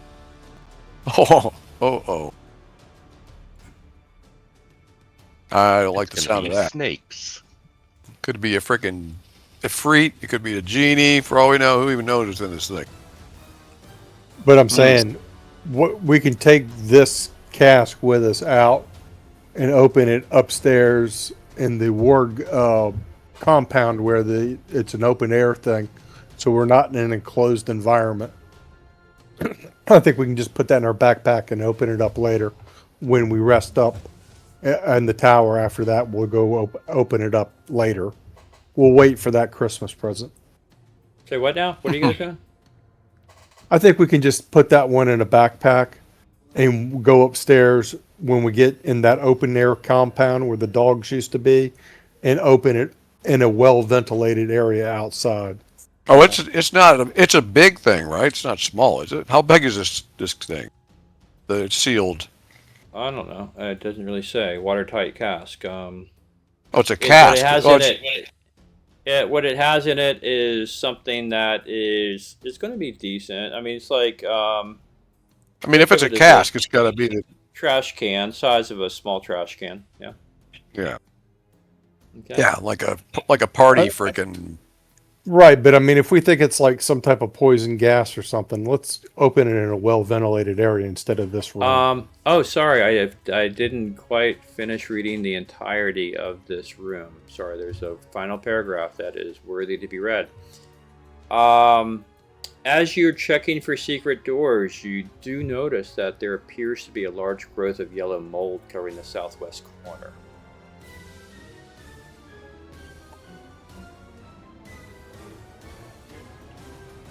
Mold. I mean, just break out some Clorox and get it over with. Is it on the floor, on the ceiling, the whole thing? You send the giant there? The giant's not affected by it, is it? I wouldn't think. It's immune to all disease and stuff, yeah. All right. Scrape away a section of it.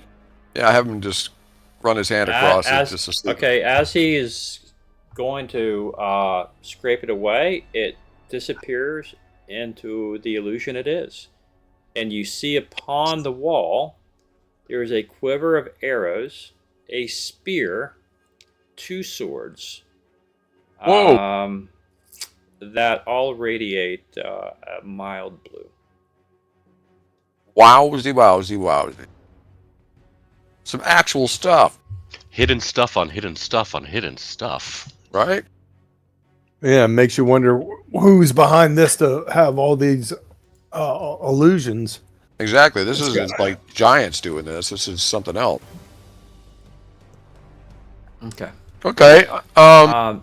That is everything. And you do, before we end the session, you're going to need to open the cask. Do it here, do it elsewhere. We need to. All right, everybody get out of the room, and I'll command the zombie to pull the cork on the cap. Okay. We all go back across the trap area outside, and then I keep an eyeball on the zombie and have him open it up. All right, nothing happens. He opens it without effect. He lays it down on the floor, and nothing happens. All right, fine. Malverin will go over and look inside. With the aid of a little continual light point or something, he'd take a peek in there.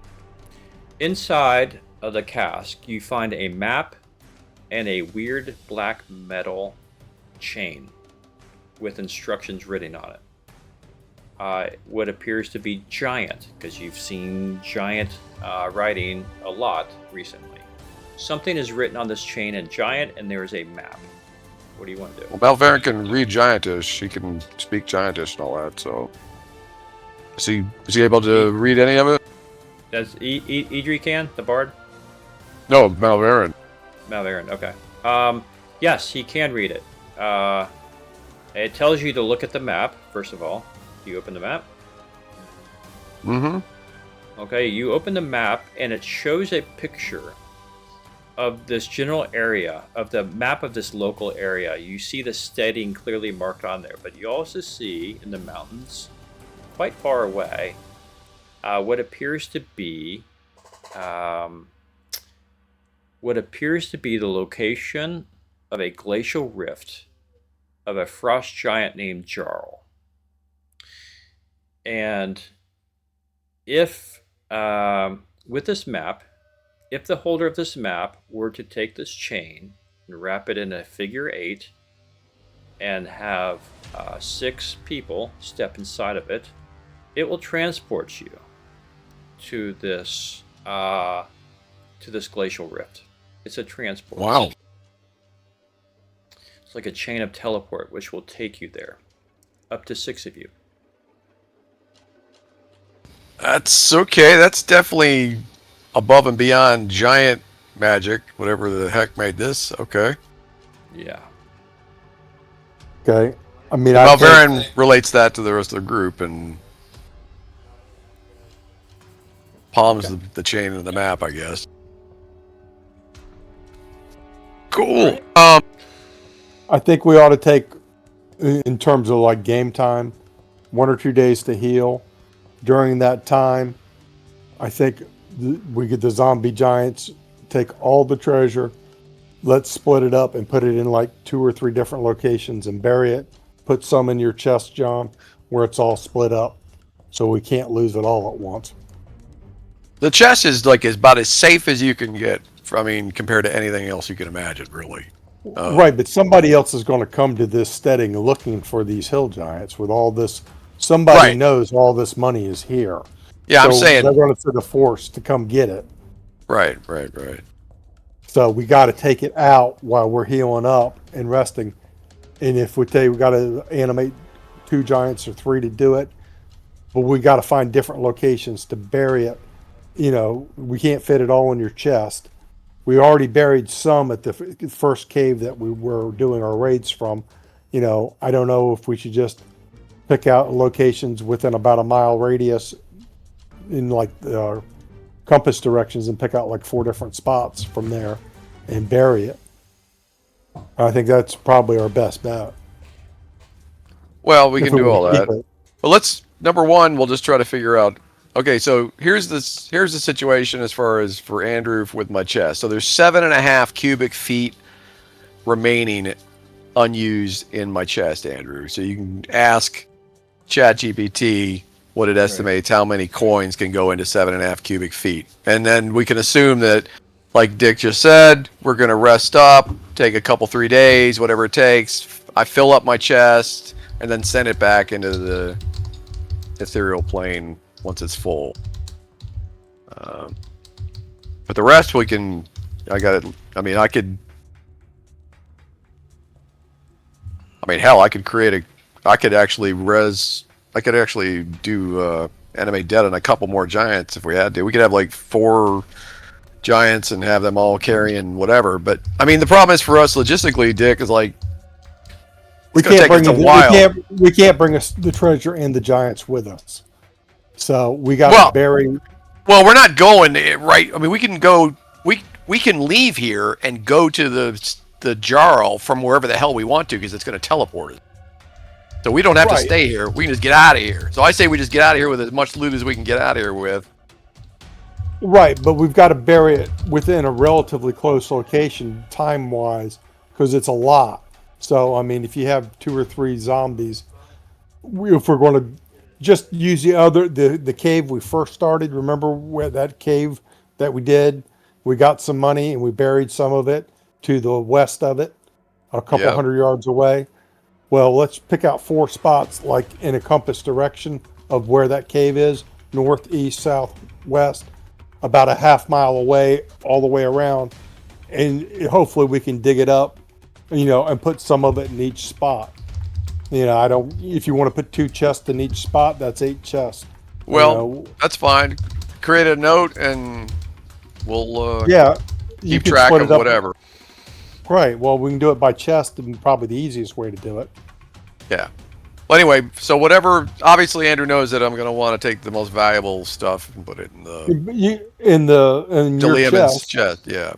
Right, but I'm saying, it's like this. You can, if you've got 3 or 4 days in time, you can even take all the copper if you want. But screw the copper. Yeah, that's way too much. No. We want the gold, the platinum, the gems. Obviously we got to check out these weapons and stuff, but I don't have identify, so. All right. But Idri can look at them. Yeah, we can figure all that out at the top of the next round as well. Suffice it to say, you're going to be able to put the gold and the platinum in there, but that's about it. You're not going to be able to go back and put the silver and copper in that chest.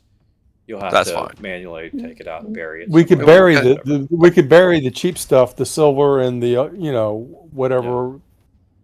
Yeah, Dick, you can be in charge of 4 animated giants and have them go bury them wherever the heck you want them buried. And we could assume at some point in the future we can come back and try to find it if somebody hasn't dug it all up. Right. But I mean, I'm pretty happy considering we got a bunch of gems and gold and platinum galore. That's pretty good. Yeah. That's good money. Yeah, this was in fact the true treasure room. The other one was the minor overflow treasure room. This was the true treasure room that you guys stumbled upon. All right, I'll update my note with whatever Yeah. you tell me goes in there. It's in the party sheet. If you look in the party sheet in the inventory, you'll see that the gems, the big gems, the jewelry, the unidentified weapons, your gold and platinum are all there. Plus the 8,000 gold that was in the helmets above. So that's all in the party sheet. You guys. We'll you just can tell make a me- note of what locations A, B, C, D, and we'll put whatever you want, John, and split it up however you want in the 4 locations, and it'll just be north, east, south, and west. No, Andrew from- said the Andrew said all the gold and platinum can fit in my chest. Yeah. Okay, but I'm saying whatever's left over, split up in 4 different spots, and we'll put it out there. We'll just make a note. Well, go up to records, the records button, and then go down to player note, and you can create your own player note, and then you can make a note there. You can even make it public if you want when you click. You'll see how to use it, but Yeah, Electrum and yeah. all right. So I'm gonna No. edit my note here and put the stuff in here. Right. All right, I'll Now type you- something up there. You guys will. There's one little piece of unfinished business that we'll deal with next time, and that is the weird corridor where the altar was, or whatever, the temple that you guys haven't found. Well, then we you know where can- it is. We just Yeah, haven't I gone know. in to explore it. That's right. It's 10 o'clock now, so it's I got Yeah, it's bedtime. dodge. All right, Thank you well, for good running, game, as everybody. always. Yeah, no, good stuff. Yeah, it guys. was fun. You guys All right. are on the cusp of finishing this, and clearly, just to put a fine point on it, clearly this giant conspiracy, as Malvern said, has magic much beyond the giants, of course, with this weird chain, very much not giant-like, and the next rabbit trail seems to lead you into frost giant territory, which I don't need to remind you. You've already pissed off one frost giant, and they are much stronger and more powerful than the hill giants. So that seems to be where your travels will be taking you. You guys can decide right. if you want to step into that, or if you want to go back to Sterling, or what do you want to do. That's awesome. All right, All guys. right. Good stuff. Yep. We'll think about Not it. tough Talk enough. to y'all later. Bye. Yep. Good night, everybody. We'll see you. Bye.